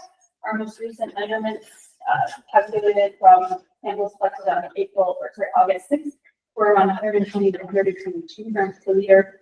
We're not seeing a difference between shallow and deep samples at these monitoring locations. We have a few other recent salinity measurements we can share at Saltaire. We got a measurement on August 11th. It was 124 grams per liter. Saltaire has been trending 2 to 3 grams per liter higher than other measurements in the South Arm. We've reached on July 15th with 117 grams per liter. That South Arm close representative of the South Arm water. And then we've reached from north to south, that would be north on brine, was around 276 grams per liter. So as you'd expect, very high salinities in that water. Here's a little more detail, kind of looking at the most recent past. I kind of just wanted to, I would like to highlight kind of where we started in 2022. We're at really high, scary salinities, and this is trend downward in salinity that we've seen over the last several years. Relative to last November, we're basically kind of back to where we were last November. We still have a couple more months of like little declines, so we can expect salinities to exceed what we saw last fall. Relative to the spring, our spring low, we're up 9 grams per liter, 9 to 11 grams per liter, depending on the month. That's kind of the seasonal changes we've heard thus far. And then the kind of last thing I wanted to highlight with salinity was comparing this, where we are right now, and the elevation we're sitting at 91.6 the last time we were at that elevation, and the salinities we had at that time. So we've got it down about 30 grams per liter for the same elevation. So this is the last time we were at that lake elevation, but the salt mass is changing in the South Arm so much that we're now 30 grams per liter lower. And I also wanted to highlight just the magnitude of decrease we've been seeing each season. So in 2023, during our huge year for monthly completion just taking place, we saw a decrease from our from our fall high to our spring low, 50 to 60 grams per liter. Last year had a decent winter, or was a change. We saw a decrease of 20 to 30 grams per liter from fall to spring. This year we saw a much lower magnitude, 10 to 15. So these are those magnitudes of change that have been very low for the last few years. And with that, turn over to Dusty, and he'll talk about some of our nutrients. Okay, and then the sampling and nutrient/lab data. So for lake samples, we had 9 sampling events, but a total of 6 nutrient-related samples, plant grade QC samples. Everybody's most familiar with all of our sites, shallow and deep. Moving into inflows, we actually collected eight sample units for a total of 49 samples. And we did actually collect one at Lakeside when we had the south, which only lasted maybe like yeah. And for both of those, we didn't need the GSLEP agreement as far as how many samples we're going to do. We do have one more scheduled for next month for lake samples as well as so. What everybody's going to be talking about and wanting to see. This is the GSL nutrients that we collected so far this year. The different colors, the light blue is shallow samples, the dark blue is deeper samples, and you'll pretty much notice for almost all of the different nutrients that they're very similar, particularly total nitrogen and dissolved nitrogen. So that we digest that first thing. Maybe ask questions. I know, sorry, that's from our report. Good. Okay, now this is just going further back in time for two sites, 3510 and 2565 for shallow versus deep. The shallow is known as the light blue, deep is once again the dark blue. And you're going to see a stratification when we had the DBL in place from about 2018 through late 2021. Then as we've lost the DBL, the concentrations have gone down for both sites and for both analytes. So not really seeing any difference between shallow and deep water as well. And can I add something just here? I think you can kind of see a trending downward in the nutrient concentration, but I also want to note that that's when we had to switch labs. So that's really also when we're shifting to getting these analyzed at Chesapeake Biological Labs. So just keep that in mind. Okay, and now these are all the inflow sites for the nutrients. Couple things to stand out really quick is the light pink color and the lighter green color. Goggins pink and Beaver's the lighter green. They have elevated nutrient levels almost for all the different analytes.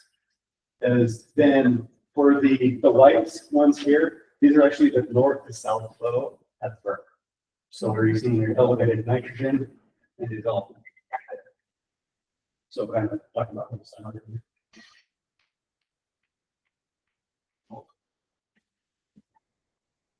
Okay, and I'm not sure if everybody knows, we've had a problem with NWQL for like the last year and a half, where samples have been not getting analyzed, delayed, and they're charging a lot of money. So we've been searching for a new lab. This is kind of our taking over from Hannah.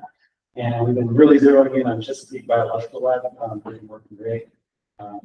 Here's kind of a few of our results. Side-to-side comparison. NWQL is on the y-axis and CBL is on the x-axis. So for ammonia, they have a pretty good linear relationship there. Nitrite is a great relationship. Orthophosphate's looking great. Tolazol, phosphorus is looking pretty good as well. Now we have a few analytes that aren't looking great or we're having issues with. So the total dissolved nitrogen and total nitrogen, we were having dilution issues as well as holding nitrogen. So when we try to compare side to side, they're just bad. It's like it's almost a zero relationship between these two labs. Then also nitrate plus nitrite, the reporting limits are different. So NWQL has that 0.04 for lower reporting limit, and CBL actually is significantly lower than that. And all of the results were actually falling between these two. So we didn't give them a side by side. They actually didn't get more precise results for nitrate plus nitrite through CBL. So, the last comparison we did was matrix price. So we had them take some of our hypersaline samples and spike them with nutrients. And what was typically good with a very complicated matrix like this is about 10 to 15% from 100%. And almost all of the analytes are falling within that percent. I did send them a big batch of recent samples from the binder sample. So hopefully we'll see them back within the day now, and they'll give us a lot more results. Because the N on this is only actually 9. So, do you guys any questions? Yeah. Can I add something to that previous slide, just so Recently, in the last couple of months, we actually just found out the National Water Quality Lab for USGS will no longer run hypersaline nutrients. They're now refusing to do it. So we're basically being forced to go to the Chesapeake Biological Labs, but I feel really good about going to them. Gary has good experience with them. They're a really reputable lab, and the results we're getting are quite good. And we're, like Deshi said, we're sending more samples in to just do additional tests. But where we're going to take this from here is then to write up a formal lab comparison so we can understand from our historical record any kind of shifts that might happen between National Water Quality Lab generated data and Chesapeake Biological Lab. Have that documented so that folks who need to interpret the data moving forward will have that as a reference. So just know there might be any step changes, which we'll try to just pick that apart and document it well. And then moving forward, we're going to use Chesapeake Biological Labs, I'm pretty sure. And we're doing a lab evaluation process. We've been mentored by people. USGS are really good at this stuff, and they feel like we're checking all our boxes and they're doing due diligence. So I'm feeling really good about moving forward with them. And it's going to save us all a bunch of money and analytical costs. So that'll open up more opportunities to do science. So just, you know, that's a kind of a big shift coming, and we feel pretty prepared to make the leap to just not use USGS at all anymore. So, sorry, no, for hypersaline. Yeah, thank you for making that distinction. For hypersaline only, not fresh water. Fresh water is still going to USGS. So that caution that you gave us about the burn or the numbers in 2025 going down. Mm-hmm. Yeah. That still would be a real trend comparing. It could, yes, but I think we need to look at if there are step changes in the data at all, then we need, that's the kind of thing that would inform that trend. And like you can see this ammonia box plot that's showing that the recovery for ammonia is actually slow. It's like 85 to 95%. And ideally we'd like to see that around 100%. So those kinds of discrepancies or those kinds of shifts that will inform what those trends actually mean. Like, is it a trend due to just difference in analytical approach? Is it a trend due to actual lower nutrient values? And it's really unfortunate we had to shift our, we had to shift in the middle of a huge management change that had an open data. It's unfortunate we didn't have consistent lab results during that time. Is ammonia more volatile, and is that why your recovery is low? It is, and also the reagent used to analyze ammonia is really reactive with magnesium. And Great Salt Brine is one of the highest magnesiums in the world. So that's the challenge. Like, there's just interference happening that we think in the matrix. Yeah. But I will also say Chesapeake Biological Labs is really really open to working with us on trying to get these recoveries up and trying to modify their analytical approaches in ways we can to try and get the best result. So that's also nice. Yeah. Yeah, it's a good recommendation. We've started using Chesapeake on a couple sample runs to send in paired with our other lab because we're trying to get some cleaner total fraction data. Nice. And so far we're liking what we see. Cool. Are you submitting total nitrogen? Okay, cool. We should talk about how that's working for you. Yeah, I've got some graphs. Okay, awesome. Perfect.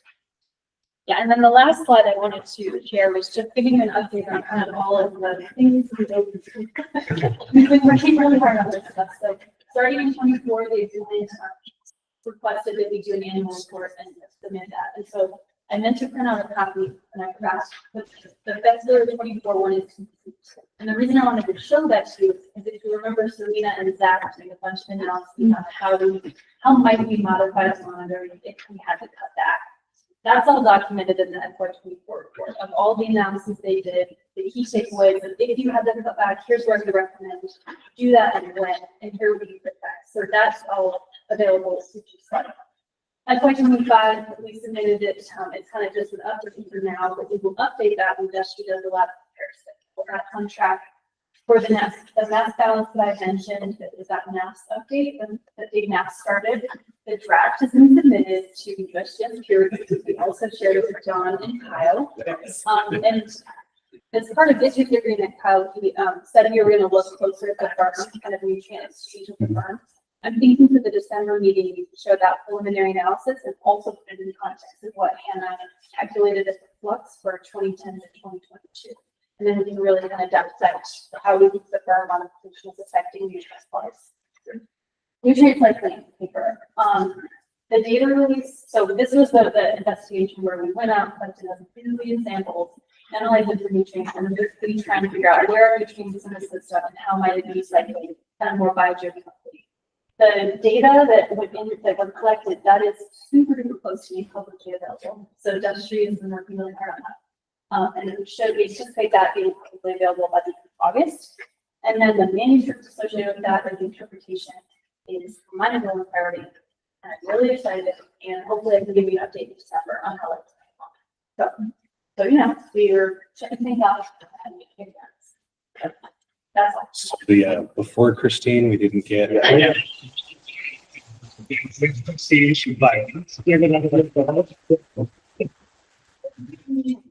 Can everyone sign this petition to get Christina raised, please? Last year.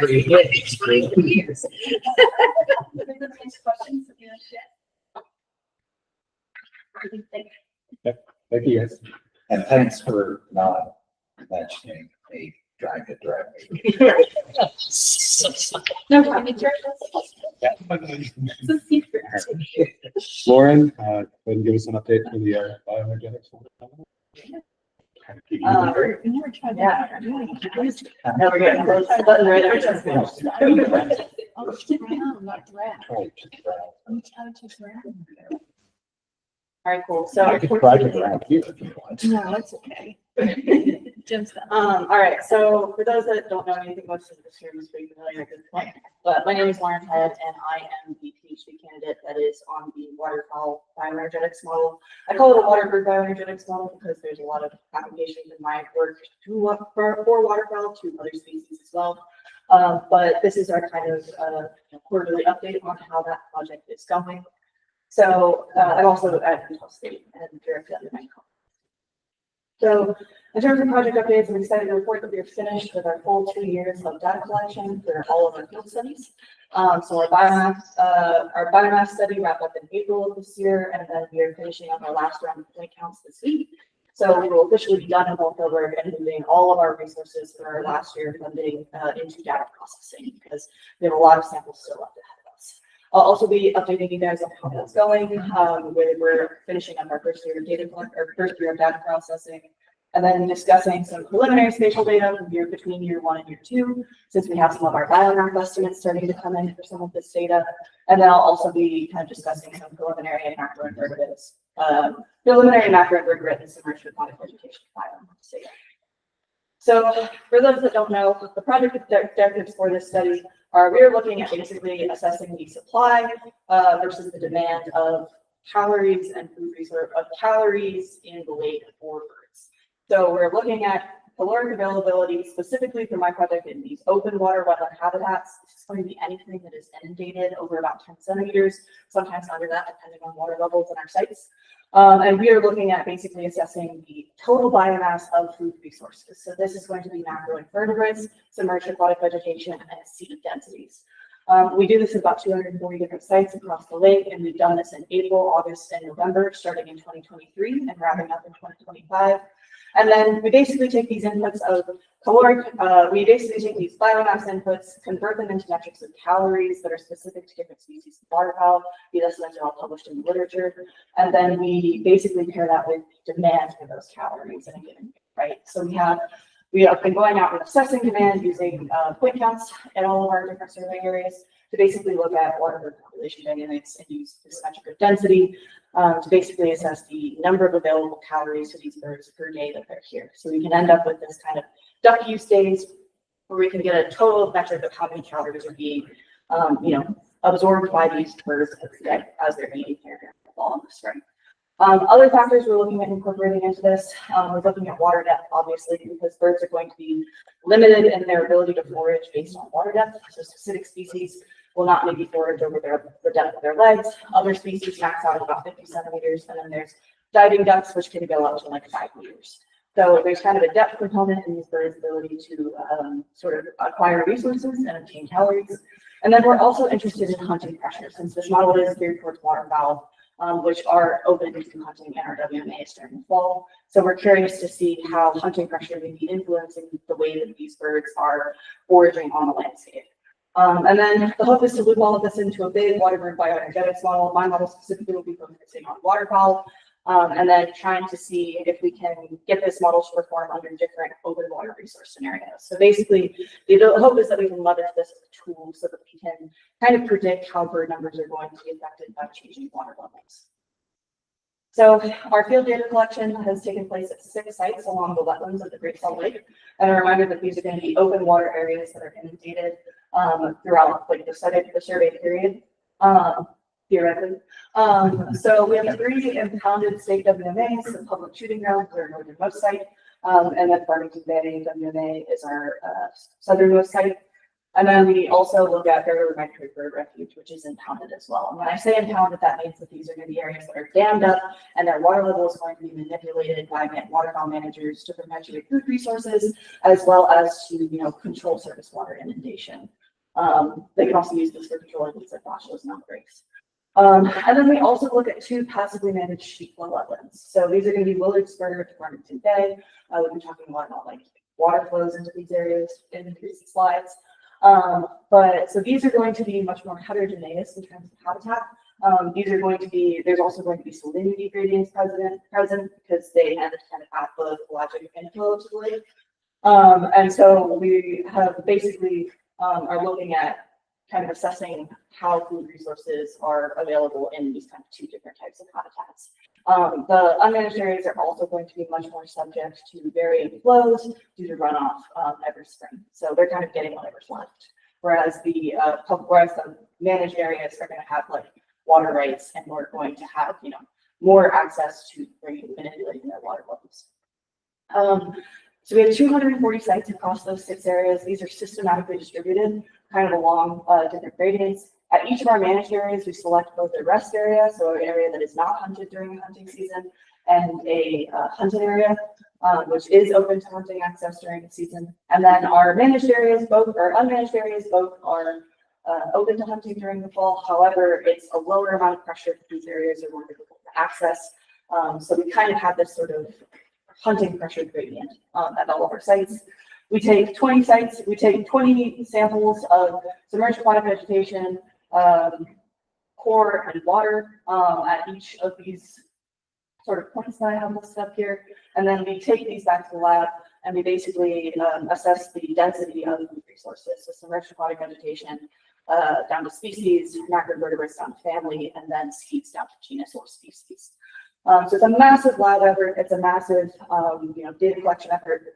And we have a ton of data that we have to get through. But also when we're out at these sites, we've been taking environmental measurements, both on our own and in conjunction with USGS, so that we can get a better understanding of drivers of a lot of these sort of biomass inputs. So our sites are systematically distributed, which is really nice when we start to think about, especially in our unmanaged areas, kind of mapping this heterogeneity across the state. So in terms of sample processing update, we're at 1,140 of our 1,400 year 1 core and water samples. So we're almost done. We're working through the last of our April now. We had a little hiccup where there was a gap in vials for a little bit of our July. So we switched to our submerged aquatic vegetation biomass data set, and we were actually able to finish that in about a month. So those samples did not take very much to process, which was fantastic. So that was an additional 350 samples that have been processed. We are beginning year 2 this semester from Color Had Water. We have doubled our processing effort in terms of technicians. Last year we had 3 technicians year round. This year we're going to have 6 for the fall and spring semester, which we were able to divert from funding accrued through the Ecology Center, as well as fieldwork funding that we were able to kind of free up by not doing a third year of data collection. So we're very hopeful, and looking forward to hopefully getting all of this data done no later than September 1st next year, which will put us at around the 3.5 year mark. So with that, I'm going to talk a little bit about some of the biomass results that we've been able to get at so far. So this next graph here, this is just from our August samples of year 1. And this is just our completed visits. So these are everything that's gone through the oven and been dried and weighed. And then this has been extrapolated out to we do some segmenting and some subsampling in one of our SIV segments.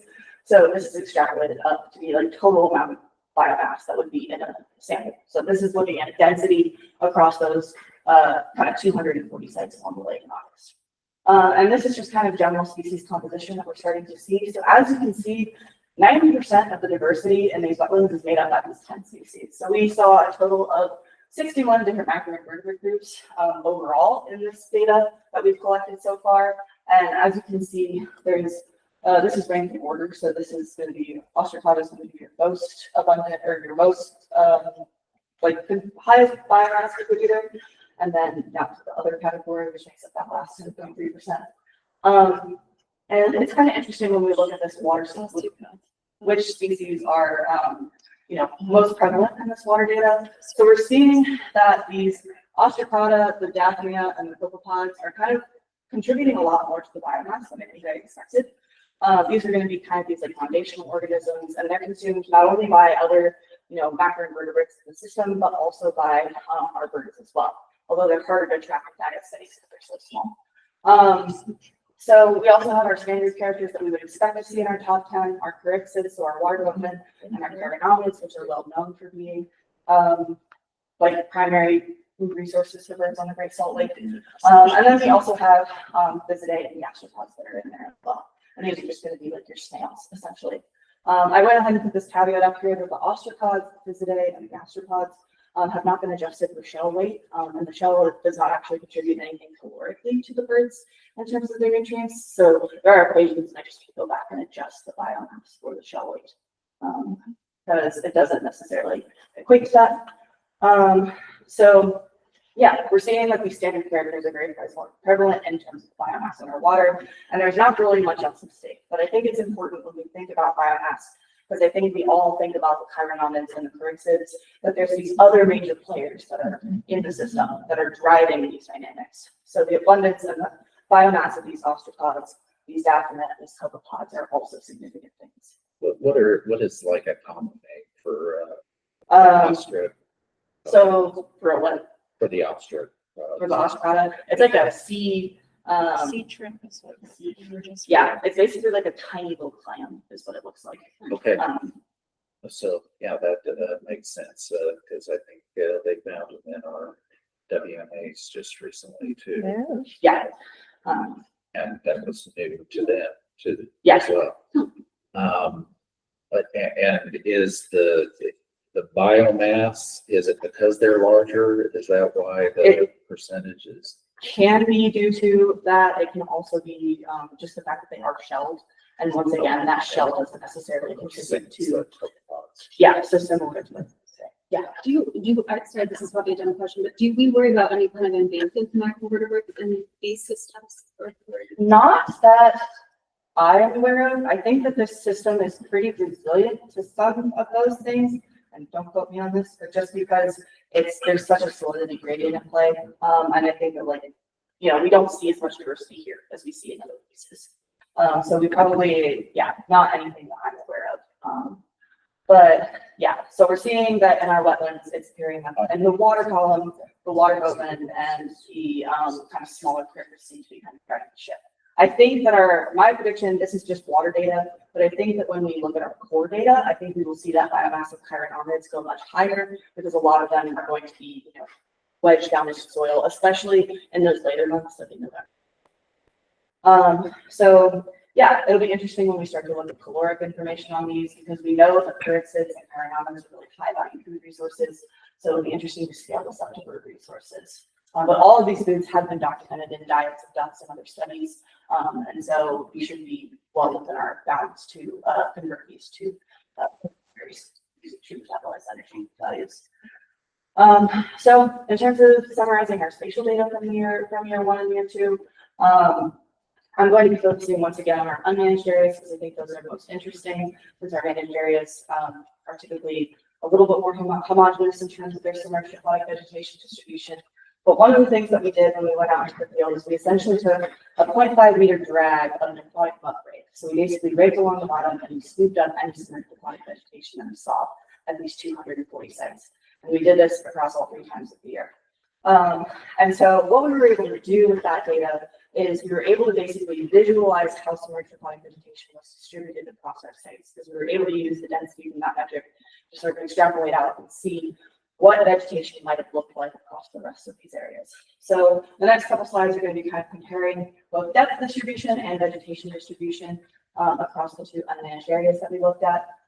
To get these estimates, we use creeping interpolation off of our data points. These are just off of our data points. There's not another data set at play. The hope is to use this data and incorporate it with some of these other well-known data sets like LiDAR and basking and things like that, so that we can sort of ground truth our estimates and see if we can make a more predictive model of water. But there's a lot of those. So all of these, so they're kind of oriented here. This is the spur in August of 2023. This surface water data was all obtained from the Intermountain Western Adventures web tool. A lot of the spaces that you see kind of in these sort of regions are most likely due to like emergent vegetation and that not being captured in the surface water imagery. But this is just kind of how our data looked. We had a really good water year and really good surface water coverage. You can see that in August we had it kind of going all the way down, connecting to the Bear River outflow. And yeah, as we would expect, deeper towards Willard Bay, and then kind of expands out into that sort of unmanaged low wetland as we go to the west or to the west. So you can see we have a large gradient, but we don't really get any higher than 8 centimeters. So this is very shallow water still. When we look at how this correlated with veg, we had a killer veg here in the spur. And this is all going to be based off of actual biomass estimates, since all of that biomass, those biomass samples have now been processed. And we're actually able to see kind of what we observed in the field, where we saw these kind of giant flushes of biomass throughout Willard Spur, which is really cool. That has really positive implications for waterfowl, and may also be attributed to maybe some of that like higher inflow than that increased discharge that we were seeing from Willard Spur in 2023. Because I think Willard Spur was overflowing, so they were releasing a lot more water into the lake during the summer. When we look at Willard Spur in 2024, you can see it's a bit of a different picture. Our surface water coverage was not as great. Actually managed to get our airboat stuck somewhere in there.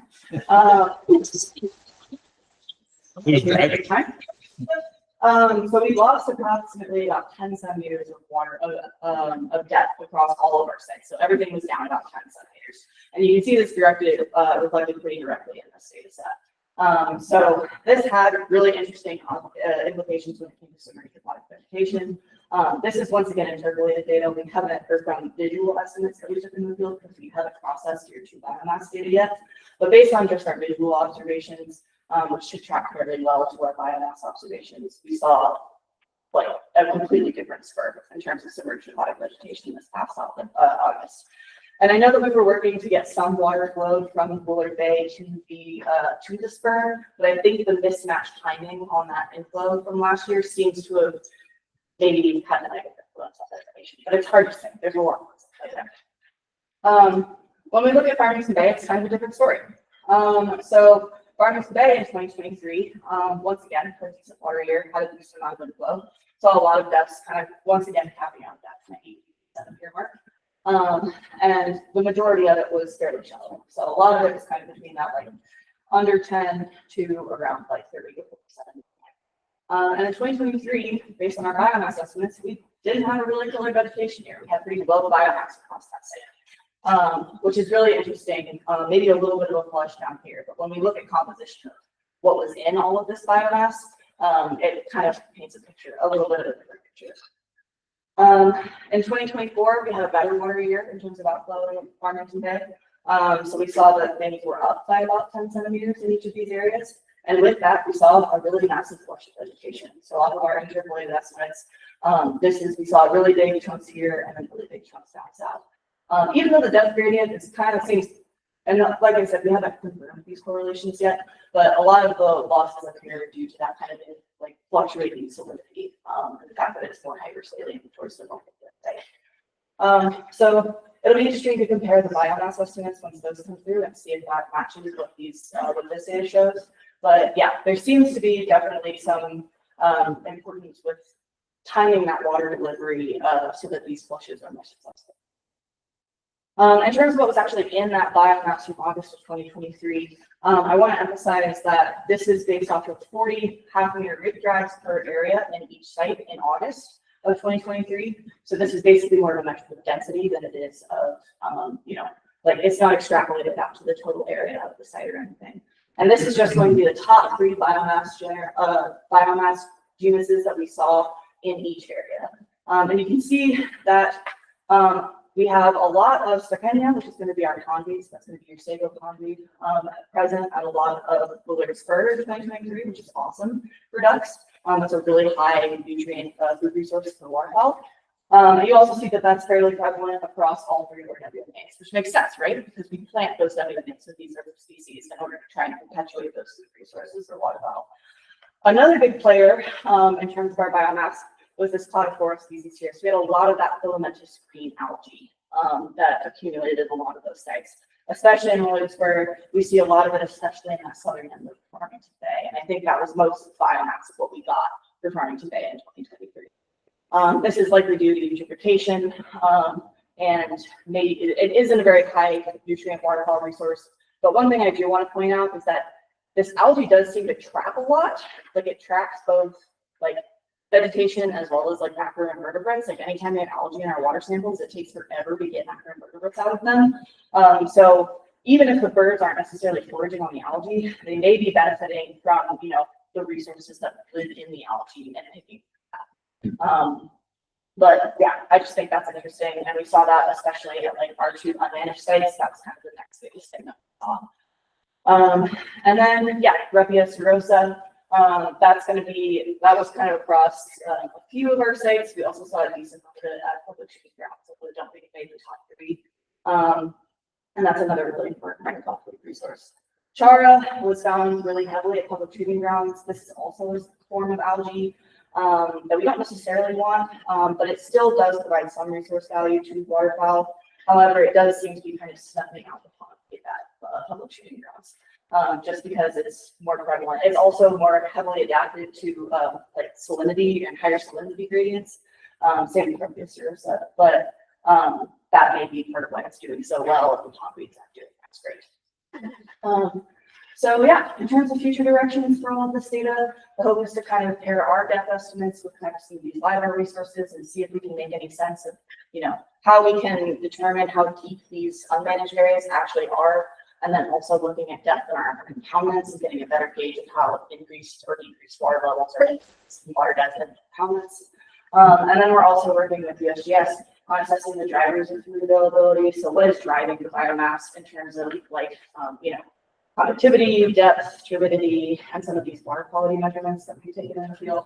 And then we'll basically be compiling all of this into a traditional TrueMet model for waterfowl, which is sort of the standard bioenergetics framework that's used by a lot of the regional waterfowl management plans. And then with the hope of trying to incorporate risk and depth and some sort of standard agent so that we can start to really parse out for Great Salt Lake specifically how factors like hunting prep, how factors like water depth and hunting temperature may be playing. So yeah. With that, I do think my sponsor or my funders, and also just give a shout out to my lab and field technicians. I truly could not have done any of this without them. They've been instrumental and they work very hard. And yeah, thanks to DNR and the Excellent Basic Integrated Plan for making this happen. So.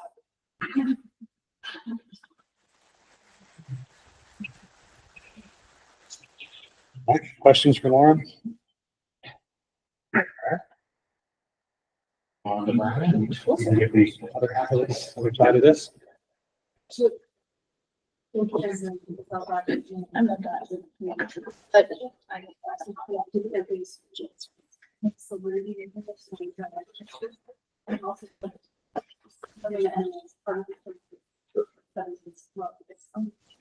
every job.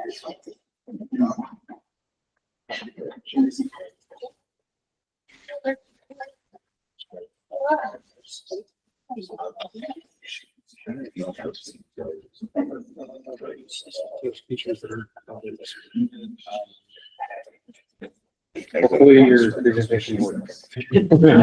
And I'm cycling out of this. Yeah, just thinking that. All right.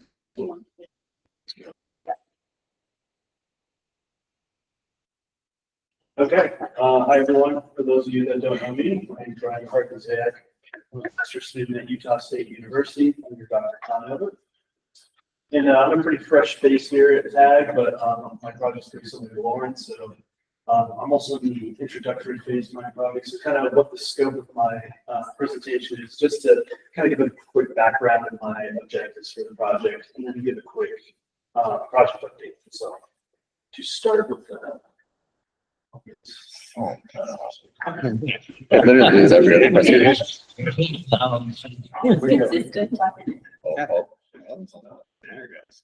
Okay, I think it's working. There it is. All right. So my project objectives, similar to Lauren's, what we have to kind of go and figure out is the food supply versus the energy demand for its upgraded Salt Lake. So this is identifying the key vertebrate grade, figuring out the densities of those across the year, figuring out the available foraging habitat, as well as figuring out the densities of assets and skills across the year. And from that, you can figure out the demand of kilocalories throughout the year. And then after you have all this information, you can plug this in the bioenergetic model and kind of determine the carrying capacity throughout the year and see if there's any bottlenecks we so this leads to the site selection. Kind of similar as well. I have 3 impounded sites.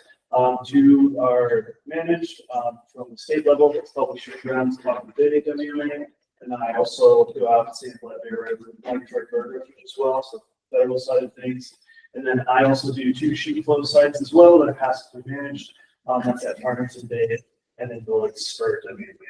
And then I kind of want to highlight for my project, I'm more so focusing on playas in shallow shoreline as opposed to Lawrence. Lawrence is more out in the open water.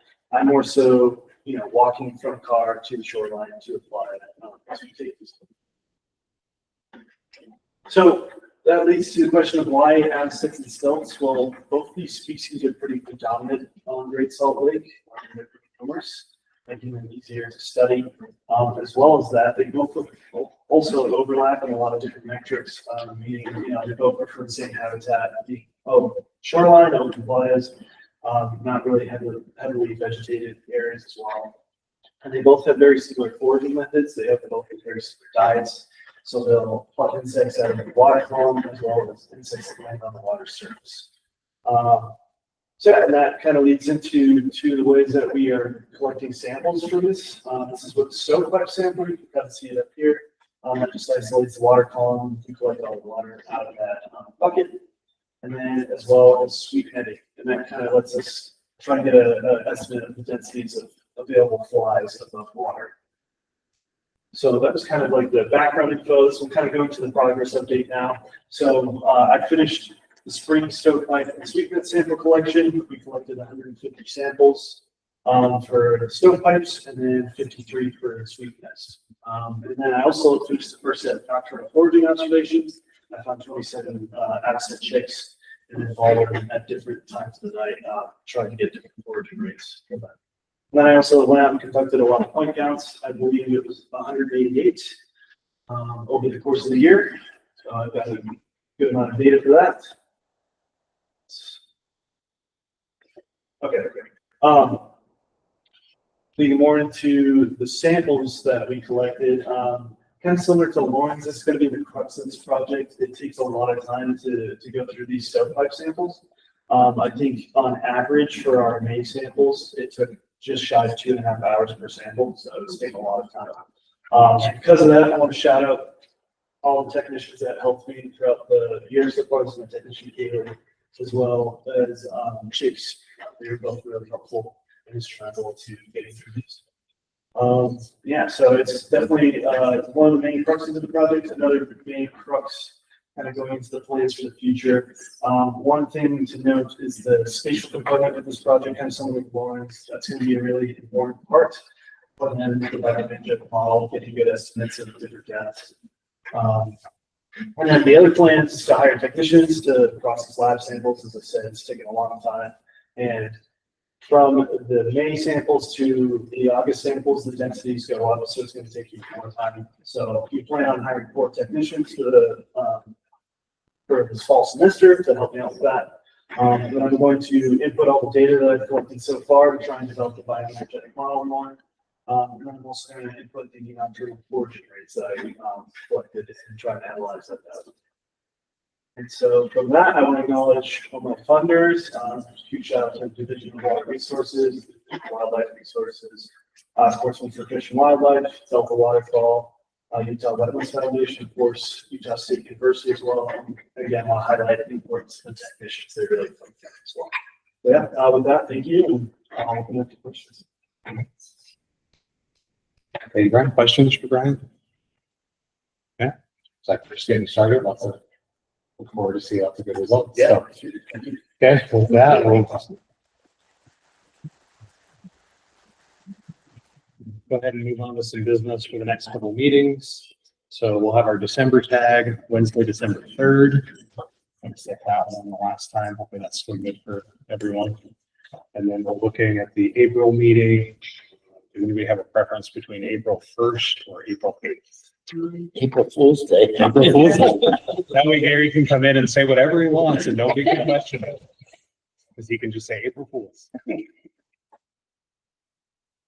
And just so I have the right amount of time on my schedule, will these meetings be in here or Yeah, I think from here on out, we're always gonna be? we'll try to meet here just because coordinating with Salt Lake has been questionable in the past. And so now that we have access to this facility, we'll try to move forward meeting here.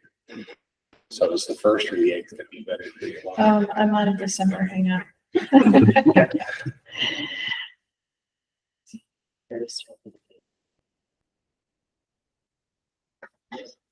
I think either I'm still in semester, so I think I'm teaching on Wednesdays, so it probably doesn't matter for me. Okay. A Wednesday's a Wednesday, and I think we'll shoot for the 1st. So let's Okay. start with April 1st for that meeting. And anybody has anything else? Jeff, maybe There's a lot going on with the Salinity Committee, and I know before the fire station is updating their conference name. So probably reaching out to a number of you just to get input on the lake level matrix. A lot of great information today. Okay, thanks everyone for coming. One thing that will, just would you mind just giving a quick overview of the botulism project that the Forestry Department of State Lands is actually funding? So, Sure.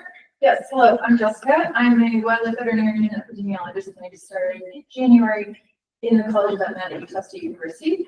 Colby, Dr. Colby is a wildlife biologist, ecologist with a background in birds, migration, and spatial ecology. He's going to be the postdoc on the project, so he'll be leading it. We also have a master's student who's going to be looking more on the mortality side of things. Her name is Jacqueline. She'll be here eventually. But the team together has the goal of identifying big picture risk factors for botulism outbreaks in birds on Great Salt Lake. So we're going to be looking at some remote sense data, GIS layers that might help us predict historic outbreaks. We're also starting to look a little bit more into how much we might want to be looking into finer scale things like water quality parameters. So Christine, I wanted to talk to you. But yeah, so we might be reaching out to some of you guys.